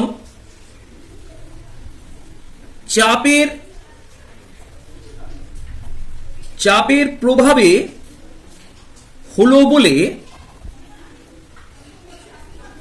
একে পরিস্রাবণ বলে। তাহলে পরিস্রাবণ কি বুঝতে পারলাম? আমি পরিস্রাবণের একটা কনসেপ্ট তোদের দিতে পারি, একটা পরিস্রাবণের সিম্পল কনসেপ্ট আমি তোদের দিতে পারি। কিরকম ভাবে? ধর একটা আমি কাপড় নিলাম, ভালো করে বুঝে নে। আমি একটা কাপড়, ধর এটাকে আমি একটা কাপড় ভাবছি, ভালো করে বুঝে নে, তাহলে বুঝতে পারবি। ধর এটা একটা কাপড়, ভালো করে দেখ, এটা একটা কাপড়। আমরা অনেক সময় দেখবি যে চা ছাঁকি কাপড় দিয়ে। কি করলাম? এটা একটা গ্লাস, ভালো করে দেখ, গ্লাসের মধ্যে কাপড়টা রেখে কাপড়টাকে একটু ঢুকিয়ে দিলাম। এরপর চা পাতাকে ফুটিয়ে জল সমেত চা পাতাকে ওর মধ্যে ঢেলে দিলাম। ঢেলে দেওয়ার পর কি হবে? চা পাতাটা এই দিক দিয়ে গ্লাসের মধ্যে জলটা পড়ে যাবে, চা পাতাটা এখানে আটকে যাবে, তাই তো? বুঝতে পারছি ব্যাপারটা নিশ্চয়ই। চা পাতাটা এখানে আটকে যাবার পর আমরা কি করি, বা মায়েরা কি করেন, এরপর ওই কাগজটাকে নিয়ে আস্তে করে এইভাবে একটু মোচড় দেওয়া হয়। যখনই কাপড়টাকে মোচড় দেওয়া হয়, তখনই ওই গ্লাসের মধ্যে, যে গ্লাসটার মধ্যে আগে আমি কাপড়টা এরম ভাবে রেখে দিয়েছিলাম, এরম ভাবে কাপড়টাকে তলায় ঢুকিয়ে রেখে দিয়েছিলাম, কাপড়টাকে যদি মোচড় দেবো, তলায় কিছুটা চা তো ডাইরেক্ট পড়ে গেছিলই, এবার যেই কাপড়টাকে এইভাবে মোচড় দেবো, আরো ছটছট করে কিছুটা চা গ্লাসের মধ্যে পড়ে যাবে। তাহলে প্রথমে যে চাটাকে ঢালার সময় এই কাপড় ভেদ করে চাটা যে নিচে পড়ে গেছিল গ্লাসের মধ্যে, সেই ঘটনাকে বলা হয় ছাঁকা বা পরিশ্রাবণ। কিন্তু দ্বিতীয়বার যখন আমরা ওই কাপড়ের মধ্যে থাকা অবস্থায় চাটাকে এরম ভাবে নিগড়ে নিয়ে কিছুটা এক্সট্রা চা আবার আমরা গ্লাসে পেয়ে যাই, সেখানে যেহেতু চাপ প্রয়োগ করি, তাই সেই ধরনের ছাঁকনিটাকে বলা হয় পরিশ্রাবণ। তাহলে পরিশ্রাবণ প্রক্রিয়া হলো প্রথমটা, কিন্তু দ্বিতীয় ক্ষেত্রে যেহেতু চাপ প্রয়োগ করা হয়েছে, তাই সেই পরিশ্রাবণ প্রক্রিয়াকে আমরা বলবো পরিশ্রাবণ। তাহলে পরিশ্রাবণ কোনটা বুঝতে পারা গেল? এরকম চাপ দিয়ে যে ছাঁকনিটা করে নিয়েছি সেই প্রক্রিয়াটাকে বলা হলো পরিশ্রাবণ। তার মানে আমরা কি বুঝলাম? আমরা দেখলাম যে এখানে রক্তরস গ্লোমেরুলাস থেকে কোথায় চলে এলো? বায়োমান্স ক্যাপসুলে চলে এলো। এবার একটা প্রশ্ন আমি একটু দেখাই তোদের, যে স্যার এই যে পোডোসাইট সেল, এই পোডোসাইট সেলগুলো কিরকম দেখতে? আমি একটু ভালো করে এঁকে দিচ্ছি। পোডোসাইট সেল এই রকম টাইপের দেখতে, অর্থাৎ প্রত্যেকটি পোডোসাইট সেল এই রকম টাইপের দেখতে হয়। পোডোসাইট সেলের কিছু এরকম পদ দেখতে পাওয়া যায়, এই পদগুলোকে বলা হয় এরকম টাইপের পোডোসাইট সেল। পোডোসাইট সেলের একটা কি থাকে? একটা নিউক্লিয়াস থাকে, এরকম কিছু উদ্গত অংশ দেখতে পাওয়া যায়, এগুলো হলো সাইটোপ্লাজম। পোডোসাইট সেলের এগুলো হলো সাইটোপ্লাজম। এই যে পোডোসাইট সেল থেকে এই উদ্গত অংশগুলোকে বলা হয় জেনেরা পেডিসেল। তাহলে এই পোডোসাইট কোষগুলো কোথায় থাকে? এই জায়গায়। তার মানে এখানে ছবিটা যদি আরেকটু ভালো করে একটা পোডোসাইট সেলকে আমি পার্টিকুলার দেখাতে চাই খুব ভালো করে, তাহলে তার ছবিটা কিভাবে আঁকছি দেখ।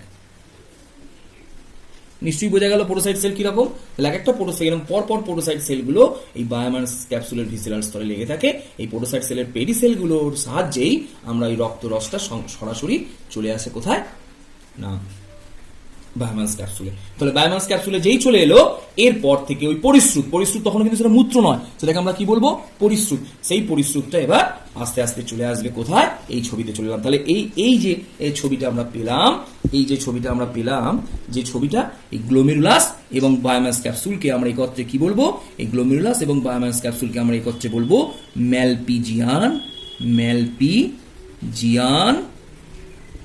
কণিকা বা কর্পাসল। এটাকে বলা হলো ম্যালপিজিয়ান কর্পাসল। এই ম্যালপিজিয়ান কর্পাসলই গ্লোমেরুলাস এবং বায়োমাস ক্যাপসুল দিয়ে গঠিত। তাহলে আমরা রক্তটাকে আমরা কোথায়? এই দিক দিয়ে কে প্রবেশ করে? এই দিক দিয়ে রক্ত প্রবেশ করলো। রক্তটা কোথা দিয়ে প্রবেশ করলো? অন্তর্মুখী ধমনিকাটা মোটা, আর এখানে বহির্মুখী ধমনিকা দিয়ে বেরিয়ে যাবে। বহির্মুখী ধমনিকা কিন্তু পাতলা। তাহলে রক্তটা আমরা এই অবধি আজকে পড়লাম না, রক্তের যে পরিশ্রুত রক্তরস, এটা কিন্তু এখনো মূত্র হয়নি। এই রক্তরসটা বায়োমাস ক্যাপসুলে এসে সঞ্চিত হবে সাময়িক সময়ের জন্য। ঠিক আছে? ছবি আঁকার জন্য বলেছিলাম, ভালো করে সবাই শুনে নে, তোরা কিন্তু ছবিটা সবাই ভুলভাল আঁকছিস। আজকে আমরা শুরু করব বৃক্কীয় নালিকা। তো ম্যালপিজিয়ান কণিকাতে পরিশ্রুতটি আসার পর এই পরিশ্রুতটি চলে আসে নিকটবর্তী সংবর্ত নালিকায়। এই নালিকাটাকে বলা হয় নিকটবর্তী প্রক্সিমাল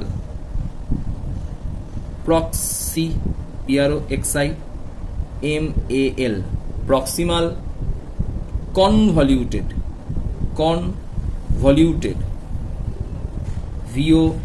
VOLUTED convoluted tubule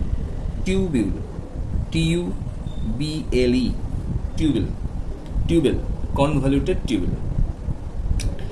এটাকে বলা হলো নিকটবর্তী সংবর্ত নালিকা। তার ইংরেজি নাম হলো প্রক্সিমাল কনভলিউটেড টিবিউল। এটাকে আমরা অনেক সময় ওই জন্য PCT এই শর্ট ফর্মে লিখে থাকি। এই প্রক্সিমাল কনভলিউটেড টিবিউলটা কতটা একটুখানি দেখে নি। এখান থেকে শুরু হলো এইখান পর্যন্ত, ভালো করে বুঝেন। এই প্রক্সিমাল কনভলিউটেড টিবিউলের দৈর্ঘ্য প্রায় 14 মিলিমিটারের মতো, এবং এই প্রক্সিমাল কনভলিউটেড টিবিউলের ব্যাস প্রায় 60 মাইক্রন। এই 50 থেকে 60 মাইক্রন এই প্রক্সিমাল কনভলিউটেড টিবিউলের ব্যাস। এটা হলো দৈর্ঘ্য। এটা কি হলো? এটা হলো দৈর্ঘ্য। আর ব্যাস কত বললাম? ব্যাস হচ্ছে 50 থেকে 60 মাইক্রন। এটা হলো ব্যাস। তার মানে মোটাটা কতটা আমি বলে দিলাম। এবং এর কিছু বৈশিষ্ট্য আমি বলছি যেটা আমাদের ছবিতে ফলো করতে হবে। এই নিকটবর্তী সংবর্ত নালিকাটি অপেক্ষাকৃত অধিক প্যাঁচযুক্ত। নিশ্চয়ই বোঝা গেল কি কি বললাম। তাহলে নিকটবর্তী সংবর্ত নালিকাটির কিছু বৈশিষ্ট্য আমি পরপর স্টেপ বাই স্টেপ আরেকবার রিপিট করে দিচ্ছি। এই নিকটবর্তী সংবর্ত নালিকাটি উৎপন্ন হয় ম্যালপিজিয়ান কর্পাসলের শেষ থেকে, ম্যালপিজিয়ান কর্পাসল থেকে। এই নালিকাটি অপেক্ষাকৃত অধিক প্যাঁচযুক্ত হয় এবং অধিক দীর্ঘ। এর দৈর্ঘ্য 14 মিলিমিটারের মতো এবং এই নালীটি ব্যাসেও অপেক্ষাকৃত কিছুটা মোটা এবং তার ব্যাসটা কত দেখিয়েছি, 50 থেকে 60 মাইক্রন। মাইক্রন শব্দের অর্থ হচ্ছে মাইক্রোমিটারকেও মাইক্রন দিয়ে লেখা হয়, 50 থেকে 60 মাইক্রন। এই নিকটবর্তী সংবর্ত নালিকা, ভালো করে ব্যাপারটাকে বুঝে নিন। এই নিকটবর্তী সংবর্ত নালিকায় গাত্রে কিছু বিশেষ ধরনের কোষ দেখা যায়, যে কোষগুলোকে আমি এখানে আঁকছি। কিছু বিশেষ প্রকারের কোষ এই নিকটবর্তী সংবর্ত নালিকায় দেখা যায়। সবাই বলে স্যার আপনি আঁকছেন, আমি আঁকতে পারছি না। কিন্তু দেখ, আঁকার কোনো ব্যাপার নেই, আমি তো ইজি, আমি তো অত ভালো আঁকতে পারি না। তাহলে আমি যদি আঁকতে পারি তাহলে তোরা তো আঁকতে ইজি পারবি, তাই না? এই নিকটবর্তী সংবর্ত নালিকার কোষগুলো, এটা হলো নিউক্লিয়াস এবং এর মধ্যে কিছু মাইটোকন্ড্রিয়া আছে। এর মধ্যে কিছু কি দেখলাম, কিছু মাইটোকন্ড্রিয়া আছে। এই হচ্ছে নিকটবর্তী সংবর্ত নালিকার অন্তর্গাত্রে থাকা কোষ। এই কোষগুলোর বিশেষ কিছু বৈশিষ্ট্য আমরা এখানে দেখতে পাচ্ছি। বৈশিষ্ট্যগুলো কি? নিকটবর্তী সংবর্ত নালিকার এই কোষগুলোর কি বিশেষ বৈশিষ্ট্য আছে, এটা নিউক্লিয়াসটাকে আমরা একটু দেখতে ভালো লাগার জন্য কালো করে দিলাম। এই কোষগুলোকে বলা হয় কিউবয়েডাল। কিউবয়েডাল এপিথেলিয়াল কোষ। কিউবয়েডাল এপিথেলিয়াল কোষ, তালবস্যা। কিউবয়েডাল এপিথেলিয়াল কোষ। এই কিউবয়েডাল এপিথেলিয়াল কোষগুলির বিশেষ এক প্রকার বৈশিষ্ট্য হলো এই কোষগুলির প্রান্তভাগে কিছু মাইক্রোভিলি দেখা যায়। এই যে অংশগুলো দেখা যায়, এই অংশগুলোকে বলা হয় মাইক্রোভিলি। মাইক্রোভিলি কিন্তু আমরা কোষে পড়েছিলাম, তাই না? এইটা পড়েছিলাম মাইক্রোভিলি কাকে বলে। মাইক্রোভিলি দেখা যায়।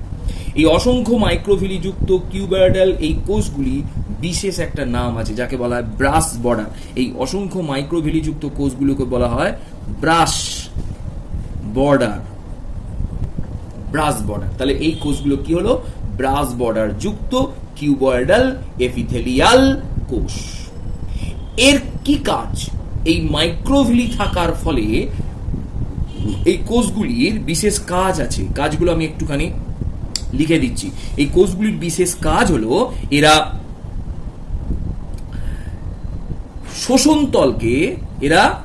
শোষণতল বৃদ্ধি করতে পারে। এরা কি করলো? এই কাজ হচ্ছে এরা এই ব্রাস বর্ডারের জন্য এরা শোষণতল বৃদ্ধি করে। সিম্পল কথা বলি, আমার হাতটা এরকম ভাবে আছে, এইখানে যে তলগুলো আছে, আমরা যদি আঙুলটাকে এইভাবে খুলে দিই, এই শোষণ তলটা কিন্তু অনেকটা কি হয়ে গেলো, বেড়ে গেল। তার মানে এই হাতের আঙুলগুলো যে পরিমাণ জলকে শোষণ করতে পারবে, এইভাবে মুঠো করা হাত কিন্তু সেই পরিমাণ জলকে শোষণ করতে পারবে না। তাই হাতগুলো যখন খুলে দিলাম, আঙুলগুলো খুলে গেল, তখন এই আঙুলের সাহায্যে আমরা কি করতে পারবো? হাতগুলোর শোষণ তলকে আমরা কি করতে পারবো? ঠিক এইভাবে এই ব্রাস বর্ডার থাকার জন্য এই নিকটবর্তী সংবর্ত নালিকার অন্তর্গাত্রের কোষগুলোর কি হলো? শোষণতল বৃদ্ধি পেল। এখানে কি হয় একটুখানি বলে দিই, বা একবারে বলে দেবো। এরপর চলে আসছি নিকটবর্তী সংবর্ত নালিকার পর। আচ্ছা, নিকটবর্তী সংবর্ত নালিকা বলে দিই। এই নিকটবর্তী সংবর্ত নালিকার এই ব্রাস বর্ডার সেলগুলোর মাধ্যমে, শুধু জলের কথাটা বলছি, জাস্ট জলটা বলে দিচ্ছি। এই অঞ্চলে জলের 2/3 অংশ জল, 2/3 অংশ জলের, মোট জলের কত অংশ? এখানে তো জল ছিলই, কেন? রক্তের মধ্যে জল থাকে। তাহলে এই যে পরিশ্রুতটা এসেছে, সেই জলের 2/3 অংশ জল শোষিত হয় কোথায়? এই নিকটবর্তী সংবর্ত নালিকায়। ঠিক আছে? এই নিকটবর্তী সংবর্ত নালিকায় 2/3 অংশের জল শোষণ হলো।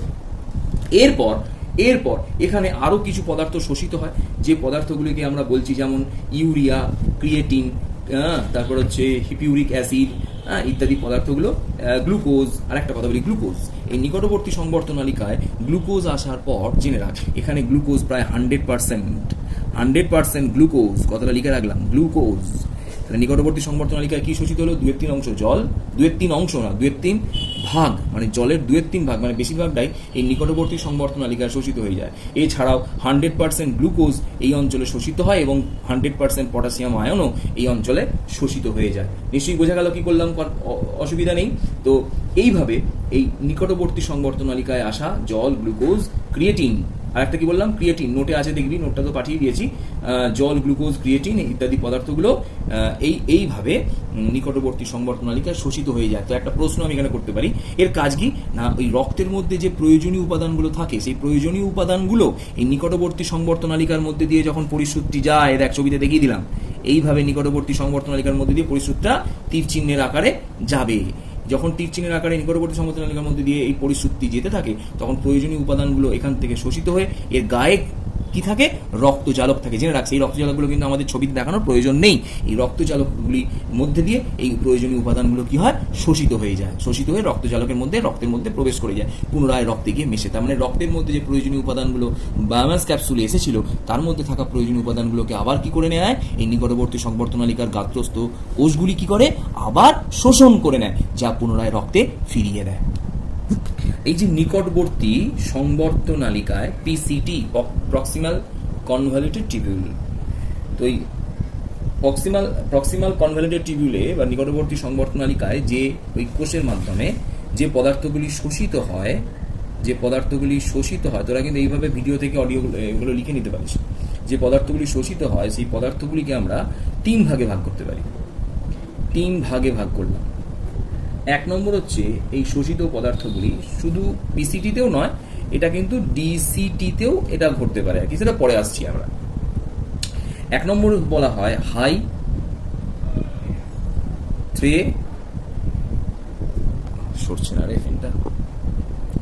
থ্রেশোল্ড, এটাকে বলা হয় হাই থ্রেশোল্ড। হাই থ্রেশোল্ড কাকে বলে না, এই নিকটবর্তী এবং দূরবর্তী সংবর্ধ নালিকায় বা বৃক্কীয় নালিকার মধ্যে দিয়ে যে সমস্ত পদার্থগুলি 90 থেকে 100% শোষিত হবে সেই সমস্ত পদার্থগুলিকে বলা হয় হাই থ্রেশোল্ড পদার্থ, যেমন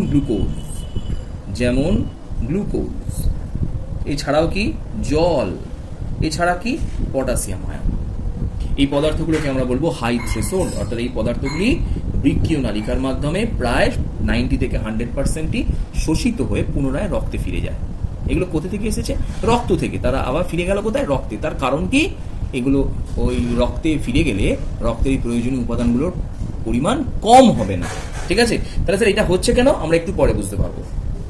2 নম্বর হচ্ছে লো থ্রেশোল্ড,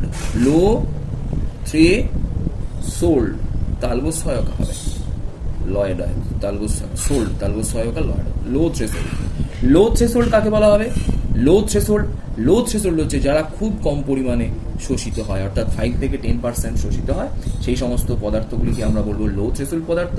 যেমন উদাহরণে লিখছি ক্রিয়েটিন, ইউরিয়া, ইউরিক অ্যাসিড ইত্যাদি। আর 3 নম্বরে বলছি নো থ্রেশোল্ড কাকে বলা হয়, নো থ্রেশোল্ড হচ্ছে ক্রিয়েটিনিন এবং সালফেট, এদের বলা হচ্ছে নো থ্রেশোল্ড। কেন বলা হচ্ছে না, এরা বৃক্কীয় নালিকার মাধ্যমে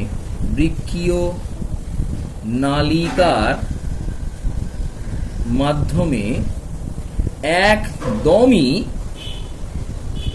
শোষিত হয় না, সেই জন্য এগুলোকে বলা হলো নো থ্রেশোল্ড। তার মানে বৃক্কীয় নালিকার মাধ্যমে যে সমস্ত পদার্থগুলো শোষিত হয় সেগুলোকে আমরা 3 ভাগে ভাগ করলাম শোষণের উপর ভিত্তি করে। যারা বেশিরভাগটাই শোষিত হয়ে যায় তাদের বলা হয় হাই থ্রেশোল্ড, যারা খুব কম পরিমাণে শোষিত হয় 5 থেকে 10% তার নাম লো থ্রেশোল্ড, লো মানে কম, এবং যারা একেবারেই শোষিত হয় না তার নাম হয়ে গেল লো থ্রেশোল্ড। তো যাই হোক, এইভাবে বৃক্কীয় নালিকায় বিভিন্ন ধরনের পদার্থ শোষিত হয়। তো আরেকটুখানি বলে দিই, এই পদার্থ শোষণের সময়, এই পদার্থ যখন শোষণ হয় তখন এই পদার্থগুলি শক্তির উপর ভিত্তি করে এরা আবার 2 প্রকার। বা শোষণকে দুই প্রকারে ভাগ করা যায়। তাহলে শোষণকে শক্তির উপর ভিত্তি করে দুই ভাগে ভাগ করা যায়। একটা হলো সক্রিয় শোষণ। সক্রিয় শোষণ কি না, যে সমস্ত শোষণ পদ্ধতিতে শক্তির প্রয়োজন হয় সেই সমস্ত শোষণ পদ্ধতিকে আমরা সক্রিয় শোষণ বলবো। এই সক্রিয় শোষণের মধ্যে বৃক্কীয় নালিকা, তার মানে শক্তির যদি ব্যবহার হয় তখন সেই শোষণটাকে আমরা বলবো সক্রিয় শোষণ। এই সক্রিয় শোষণের মধ্যে প্রধানত আছে গ্লুকোজ। সক্রিয় শোষণের মধ্যে প্রধানত আছে গ্লুকোজকে আমরা ছোট হাতের জি দিয়ে লিখলাম। সক্রিয় শোষণের মধ্যে গ্লুকোজ এবং সক্রিয় শোষণের মধ্যে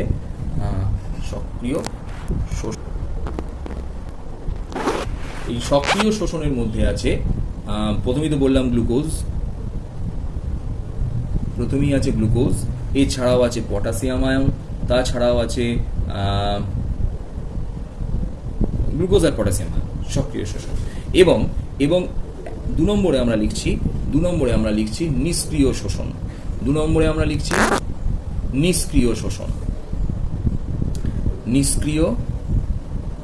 শোষণ।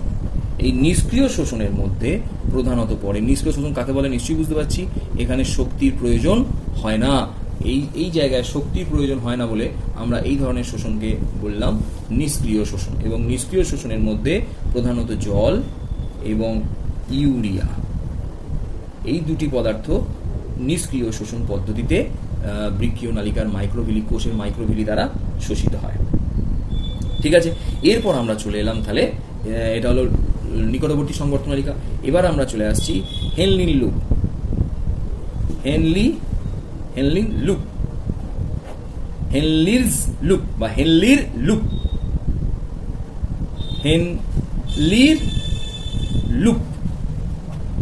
লুপ কাকে বলে না, আমরা এই ছবিতে দেখবো। এবার নিকটবর্তী সংবর্ধন নালিকা, যতটুকু ছবি দেখছি ততটুকুই কিন্তু হেনলির লুপ। ভালো করে বুঝবি, যতটুকু ছবি দেখছি ততটুকুই কিন্তু হেনলির লুপের ছবি,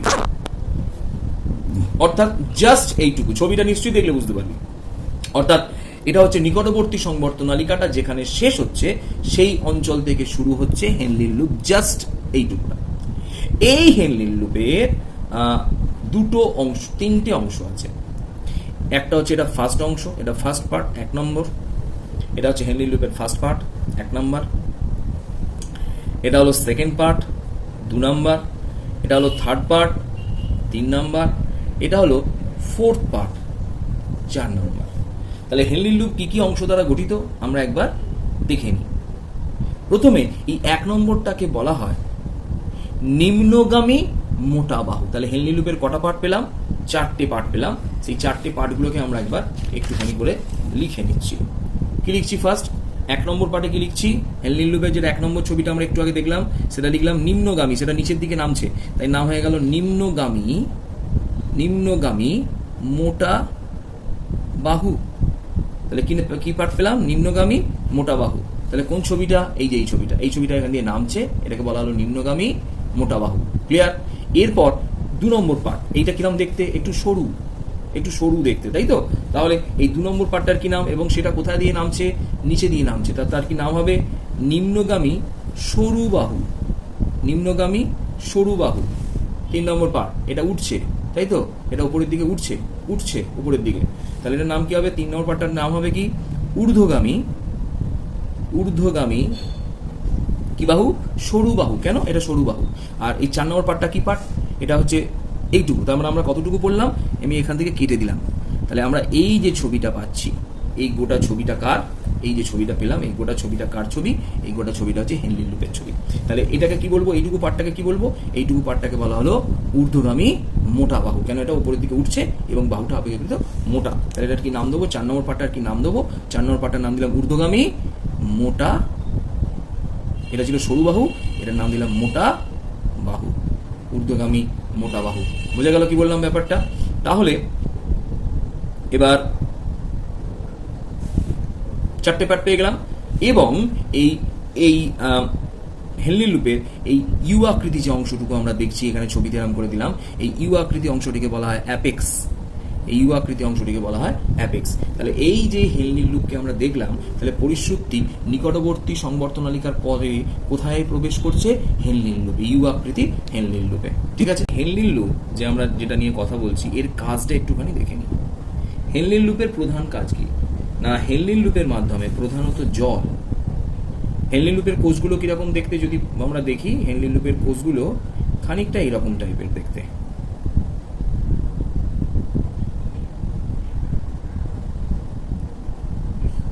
এইরকম টাইপের খানিকটা দেখতে হেনলি লুপের কোষটা। এটা কোষ, নিউক্লিয়াস, আর এখানে কিছু মাইটোকন্ড্রিয়া এইভাবে থাকে, এরকম পাতলা টাইপের খানিকটা দেখতে। ঠিক আছে, এই হেনলি লুপের কোষগুলোর মাইক্রোভেলি একইভাবে এই মাইক্রোভেলি শোষণতল বৃদ্ধি করে।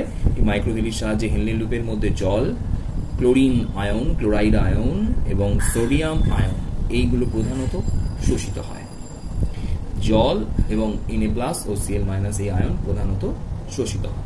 তো এটা হয়ে গেল হেনলি লুপ এর গঠন এবং কাজ। তাহলে হেনলি লুপ দেখতে আমরা এর আগেই পড়েছি, ইউ আকৃতির 4টে অংশ দেখতে পাওয়া যায়। এটাকে বলা হয় মোটা নিম্নগামী বাহু, এটাকে বলা হয় সরু বা পাতলা নিম্নগামী বাহু, এটাকে বলা হয় অ্যাপেক্স, আর এটাকে বলা হয় সরু ঊর্ধ্বগামী বাহু, এবং এই অঞ্চলটুকুটাকে বলা হয় মোটা ঊর্ধ্বগামী বাহু। এই 4টে অংশ দেখতে পাওয়া যায়। এই হেনলি লুপের ঠিক পরবর্তী অংশ, যদি ছবিটাকে আমরা ভালো করে লক্ষ্য করি, ঠিক পরবর্তী অংশটিকে বলা হয় দূরবর্তী সংবর্ত নালিকা। দূরবর্তী সংবর্ত নালিকাকে কিভাবে লেখা হয়? এই দূরবর্তী সংবর্ত নালিকাকে লেখা হয় distal, DISTAL, distal convoluted tubule. আর লিখলাম না কনভলিউটেড টিবিউল, তাহলে এর শর্ট ফর্ম কি? DCT, ডিস্টাল কনভলিউটেড টিবিউল, একে DCT দিয়ে লেখা হয়। এই দূরবর্তী সংবর্ত নালিকায় প্রধানত, ভালো করে জেনে রাখ, এটা একদম স্টার, এই দূরবর্তী সংবর্ত নালিকায় কি হয় পরে শুনছি, একটু আমি আগের গঠনটা ছবি থেকে দেখে নিই। এই দূরবর্তী সংবর্ত নালিকায় খুব ভালো করে একটু দেখে নিই, দূরবর্তী সংবর্ত নালিকাটি অপেক্ষাকৃত দৈর্ঘ্যে কম। নিকটবর্তী সংবর্ত নালিকাটির দৈর্ঘ্য যতটা বেশি, দূরবর্তী সংবর্ত নালিকার কিন্তু দৈর্ঘ্য অতটা বেশি নয়। এর দৈর্ঘ্য কত? প্রায় 5 থেকে 7 মিলিমিটার। কত দৈর্ঘ্য বললাম? 5 থেকে 7 মিলিমিটার। এবং এর ব্যাস কত? এর ব্যাস হচ্ছে 22 থেকে 50 মাইক্রন, 22 থেকে 50 মাইক্রোমিটার বা মাইক্রন। তাহলে কি দেখলাম না, এই নিকটবর্তী সংবর্ত নালিকা অপেক্ষা দূরবর্তী সংবর্ত নালিকা কিছুটা সরু, কিছুটা সরু। এবং তাহলে আঁকার সময় কিন্তু মনে রাখতে হবে যেন এই দুটো পরস্পর প্রায় সমান হয়, কোনোদিনই যেন এইটার থেকে এইটা বেশি মোটা না হয়ে যায়, তাহলে পুরো কেটে দিয়ে 0 দেবে। সমান হলেও ঠিক আছে, সরুটা যেন এই দূরবর্তী সংবর্ত নালিকা যে নিকটবর্তী সংবর্ত নালিকার থেকে এই নালিকাটা যে সরু, সেটা যেন খুব বেশি না বুঝতে পারা যায় আবার। এবং দৈর্ঘ্যটা প্রায় এর হাফেরও কম, হাফেরও কম। এখানে কি হয়? এই দূরবর্তী সংবর্ত নালিকায় আমরা এই দূরবর্তী সংবর্ত নালিকাটা যারা বুঝতে অসুবিধা হচ্ছে, তো তার জন্য আমি একটুখানি দূরবর্তী সংবর্ত নালিকাটাকে একটুখানি কালার করে দিলাম। এই দূরবর্তী সংবর্ত নালিকাটাকে আমি একটুখানি কালার করে দিলাম। দূরবর্তী সংবর্ত নালিকাটা কোনটুকু নিশ্চয়ই বুঝতে পারা যাচ্ছে এবার ছবিতে।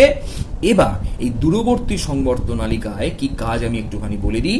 এই দূরবর্তী সংবর্ত নালিকার উপর এসে একটা হরমোন কাজ করে। এই দূরবর্তী সংবর্ত নালিকার উপর একটা হরমোন কাজ করে, যে হরমোনটা আমাদের পিটুইটারি গ্রন্থির পশ্চাৎ খণ্ড থেকে বের হয়। এই হরমোনটাকে বলা হয় ADH হরমোন। তাহলে দূরবর্তী সংবর্ত নালিকায় পিটুইটারির পশ্চাৎ ভাগ থেকে নিঃসৃত এই অ্যান্টি ডাইউরেটিক হরমোন এই দূরবর্তী সংবর্ত নালিকার উপর ক্রিয়া করে, এবং ক্রিয়া করে এই দূরবর্তী সংবর্ত নালিকার উপর জলের পুনর্শোষণ ঘটায়। কথাটা কি বললাম নিশ্চয়ই বুঝতে পারা গেল। আমরা লিখছি একবার, জলের নিকটবর্তী সংবর্ত নালিকায় তো শোষণ ঘটেই, এই শোষণটা যেহেতু দূরবর্তী সংবর্ত নালিকায় আবার ঘটছে, তাই আমরা এই ঘটনাকে লিখলাম জলের পুনঃশোষণ। এটাকে বলা হলো জলের পুনঃশোষণ। অর্থাৎ দূরবর্তী সংবর্ত নালিকা বা DCT-তে জলের পুনর্শোষণ ঘটে, এবং এই পুনর্শোষণকে, ভালো করে শুনবি, এই পুনর্শোষণকে বলা হয় অবাধ্যতামূলক, অবাধ্যতামূলক জল শোষণ। এই জলের পুনঃশোষণটাকে বলা হলো অবাধ্যতামূলক জল শোষণ। কেন বলা হচ্ছে বলছি। আর নিকটবর্তী সংবর্তনালিকায় যে জল শোষণটা ঘটে সেই জল শোষণটাকে কিন্তু বলা হয় বাধ্যতামূলক। বাধ্যতামূলক।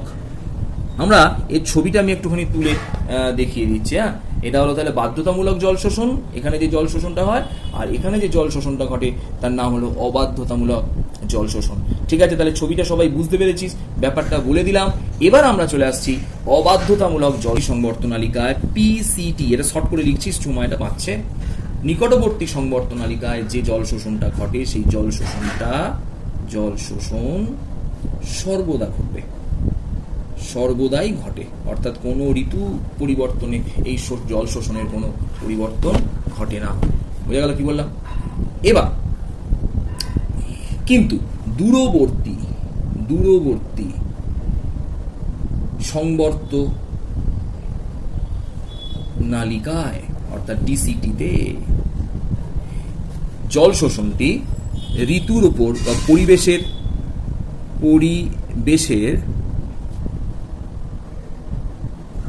উষ্ণতার উপর ভিত্তি করে ঘটে। অর্থাৎ গ্রীষ্মকালে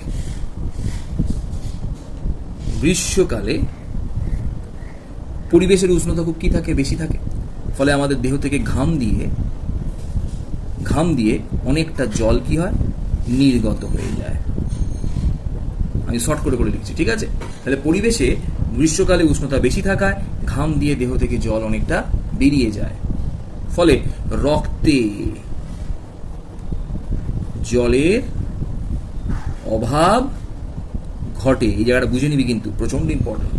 তাহলে রক্তে কি ঘটবে? জলের অভাব ঘটবে, কারণ ঘাম কোথা থেকে তৈরি হয়? রক্ত থেকেই। রক্তের জলটাই ঘাম হিসাবে আমাদের লোমকূপের মাধ্যমে বেরিয়ে আসে, আমাদের দেহ থেকে ঘাম হিসাবে ওই রক্তের জলটাই কিন্তু ঘাম তৈরি করে। তাহলে রক্তে জলের অভাব ঘটে, ফলে এই দূরবর্তী সংবর্তনালিকার ওপর এসে এই ADH এর ফুল ফর্ম আমরা জানি অ্যান্টি ডাইউরেটিক হরমোন, অ্যান্টি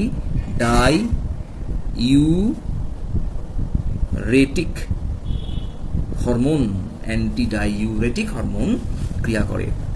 এই ADH ক্রিয়া করার ফলে জলের দ্বিতীয় সংবর্তনালিকার জলের আবার শোষণ ঘটে, যাকে আমরা পুনর্শোষণ বলবো।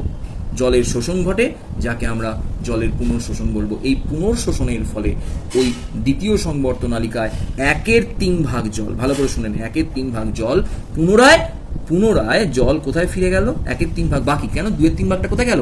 না, নিকটবর্তী সংবর্তনালিকায় শোষিত হয়ে গেছিল। বাকি 1/3 ভাগ পুনরায় শোষিত হয়ে রক্তে ফিরে যায়। তাই মূত্রে জলের পরিমাণ কম হয়ে যায় এবং গ্রীষ্মকালে গাঢ় মূত্র সৃষ্টি হয়। গ্রীষ্মকালে যেন কি মূত্র সৃষ্টি হলো? গাঢ় মূত্র সৃষ্টি হলো। ক্লিয়ার? যেটা পেলাম যে মূত্রটি গাঢ় হয়, অর্থাৎ গ্রীষ্মকালে মূত্রের পরিমাণ গাঢ় হওয়ার কারণ হলো ADH হরমোন দ্বারা দূরবর্তী সংবর্তনালিকায় জলের পুনর্শোষণ। কেন বললাম জিনিসটা বোঝা গেল নিশ্চয়ই? তাই আমরা অনেক সময় দেখি গ্রীষ্মকালে মূত্র ত্যাগের পরিমাণ বা মূত্র উৎপাদনের পরিমাণ, মূত্রের পরিমাণ অনেকটা কি হয়ে যায়? অনেকটা কম হয়ে যায়। অনেক সময় দেখবি মূত্র হতেই চায় না, তাই না? অনেক সময় এই প্রবলেমটা দেখবি অনেকের হয় যে সারাদিন রোদে ঘোরার পর দেখা গেল সারাদিন একবারও মূত্র ত্যাগ হয়নি। তো এই কারণটাই হচ্ছে ADH এর, অর্থাৎ দেহ থেকে যে পরিমাণ জলটা বেরিয়ে গেছে সেই জলের যোগান দেওয়ার জন্য আমাদের মূত্র উৎপাদন কমে যায়। আবার যদি শীতকালের কথা ধরি, একটু জাস্ট বুঝিয়ে দিই ব্যাপারটা। শীতকালে আমাদের দেহ থেকে আমাদের ঘামটা কি হয়? ঘামটা অনেক কি হয়? কম হয়ে যায়।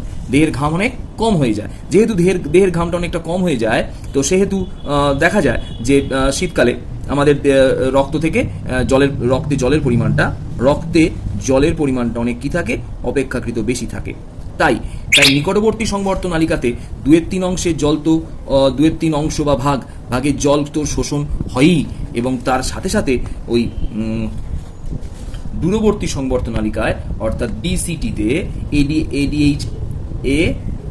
ADH আর আর নিশ্চিত হয় না বা প্রভাব দেখায় না। তার ফলে ওই দূরবর্তী সংবর্ত নালিকার উপরে আর এডিএইচ কি করে না, ক্রিয়া করে না, যাকে বলা হয় ক্রিয়া করে না।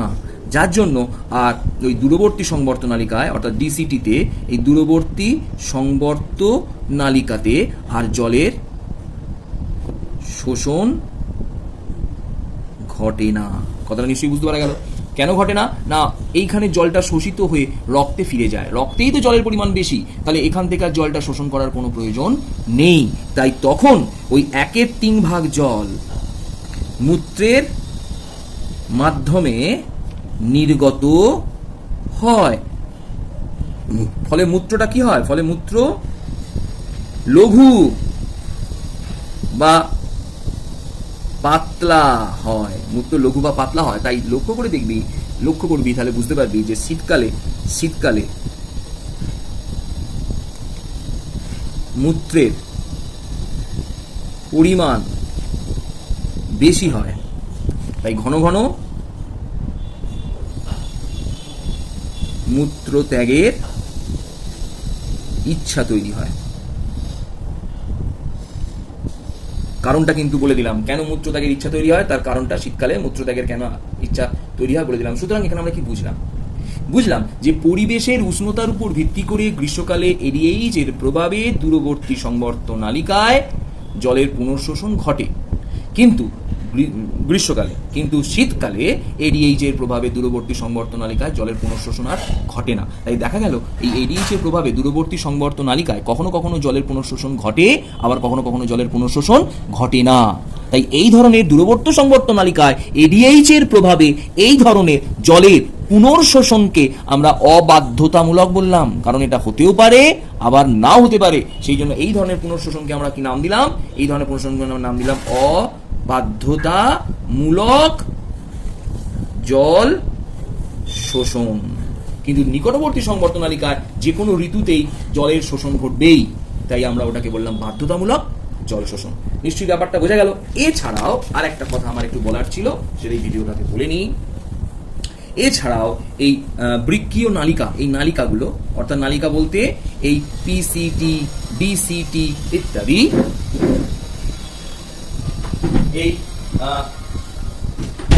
এই নালিকাগুলো, এই নালিকার কোষগুলো, এই নালিকার কোষ বিশেষ কিছু পদার্থ নালিকায় ক্ষরণ করে।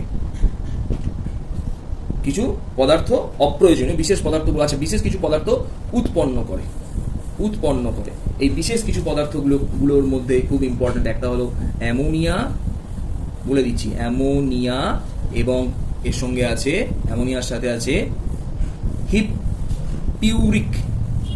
হিপপিউরিক অ্যাসিড ও কিছু অজৈব ফসফেট। এই পদার্থগুলো কি করে? পদার্থগুলো উৎপন্ন করে। আর কিছু পদার্থের, এটা এ দিলাম, আর কিছু পদার্থের ক্ষরণ করে, কিছু অপ্রয়োজনীয় দেহের সেগুলো অপ্রয়োজনীয় পদার্থ, সেগুলোকে ক্ষরণ করে। যেমন ক্রিয়েটিনিন, কিছু জৈব অম্ল, অ্যামোনিয়াম আয়ন, পটাশিয়াম আয়ন ইত্যাদি। এই ইত্যাদি কোষ, বৃক্কীয় নালিকার কোষ থেকে এই পদার্থগুলো কোথায়? নালিকাতে মুক্ত হয় ও মূত্রের মাধ্যমে দেহ থেকে নির্গত হয়। তার মানে বায়মান্স ক্যাপসুলে যে পরিসূপটা এসেছিল সেটা প্রথমে নিকটবর্তী সংবর্ত নালিকা, তারপর দূরবর্তী সংবর্ত নালিকা, হেনলির লুপ এবং দূরবর্তী সংবর্ত নালিকার মাধ্যমে তারা কোথায় গিয়ে যুক্ত হলো? আরেকবার চেক করে নিই ছবিটা। আমরা যে ছবিটা আগে দেখেছিলাম, এইভাবে যে মূত্রটা তৈরি হলো দূরবর্তী সংবর্ত নালিকায়, এই মূত্রটা এসে যে নালিকাটাতে মুক্ত হয়েছে, এই নালিকাটাকে বলা হয়, এই নালিকার নাম হলো সংগ্রাহী নালী। এই সংগ্রাহী নালীতে এসে যুক্ত হয়। ভালো করে ব্যাপারটা বুঝে নি। এই কতকগুলি সংগ্রাহী নালী, ভালো করে শোন, এখানে ছবিতে দেখাচ্ছি, এইভাবে কতকগুলি সংগ্রাহী নালী একসাথে একত্রিত হয়। এইভাবে কতগুলি সংগ্রাহী নালী একসাথে একত্রিত হয়ে যে মোটা নালীটি গঠন করে, সেই মোটা নালীকে বলা হয় বেনিলিন নালী। বেনিলির নালী। এবার বুঝতে পারবি, দেখ এই কতগুলি সংগ্রাহী নালী, এগুলোকে কি নালী বলা হয়? সংগ্রাহী নালী। কতগুলি সংগ্রাহী নালী একত্রিত হয়ে উৎপন্ন করে বেনিলিন নালী। যে বেনিলিন নালীগুলো, এরকম কতগুলো বেনিলিন নালী একত্রিত হয় এক জায়গায়, এইভাবে কতগুলো বেনিলিন নালী এক জায়গায় একত্রিত হয়, এগুলো একটা কি নালী আঁকছে? এইভাবে বেনিলিন নালী। এইভাবে কতগুলি বেনিলিন নালী এক জায়গায় একত্রিত হয়ে পিরামিডের আকার, উল্টানো পিরামিডের আকার ধারণ করে। এইভাবে এক জায়গায় একত্রিত হয়ে উল্টানো পিরামিডের আকার ধারণ করে। তখন সেই পিরামিডের মতো আকৃতিযুক্ত অংশকে কি বলা হয়? বৃক্কীয় পিরামিড। ক্লিয়ার করে দিলাম আইডিয়াটা ক্লিয়ার করে দিলাম। বৃক্কীয় পিরামিড কি না, কতগুলি সংগ্রাহী নালী একত্রিত হয়ে গঠন করে বেনিলিন নালী। এই কতগুলি এইভাবে বেনিলিন নালী একত্রিত হয়ে গঠন করে পিরামিড আকৃতি যে অংশ, তার নাম বৃক্কীয় পিরামিড। তার মানে সংগ্রাহী নালী বা বৃক্কীয় নালী একত্রিত হয়ে উৎপন্ন করলো, কতগুলি বৃক্কীয় নালী একত্রিত হয়ে উৎপন্ন করলো সংগ্রাহী নালী, ঠিক আছে? আর কতগুলি সংগ্রাহী নালী একত্রিত হয়ে উৎপন্ন করলো বেনিলিন নালী। আর বেনিলিন নালীগুলো একত্রিত হয়ে যে গঠনটা তৈরি করেছে তার নাম হয়ে গেল বৃক্কীয় পিরামিড, ঠিক আছে? ছবিটা কিন্তু আবার বলছি, আমাকে এঁকে আরেকবার পাঠা। যদি ছবি আঁকতে কারো অসুবিধা হয় বল, আমি আবার একবার বোর্ড ওয়ার্ক করে এঁকে দেবো।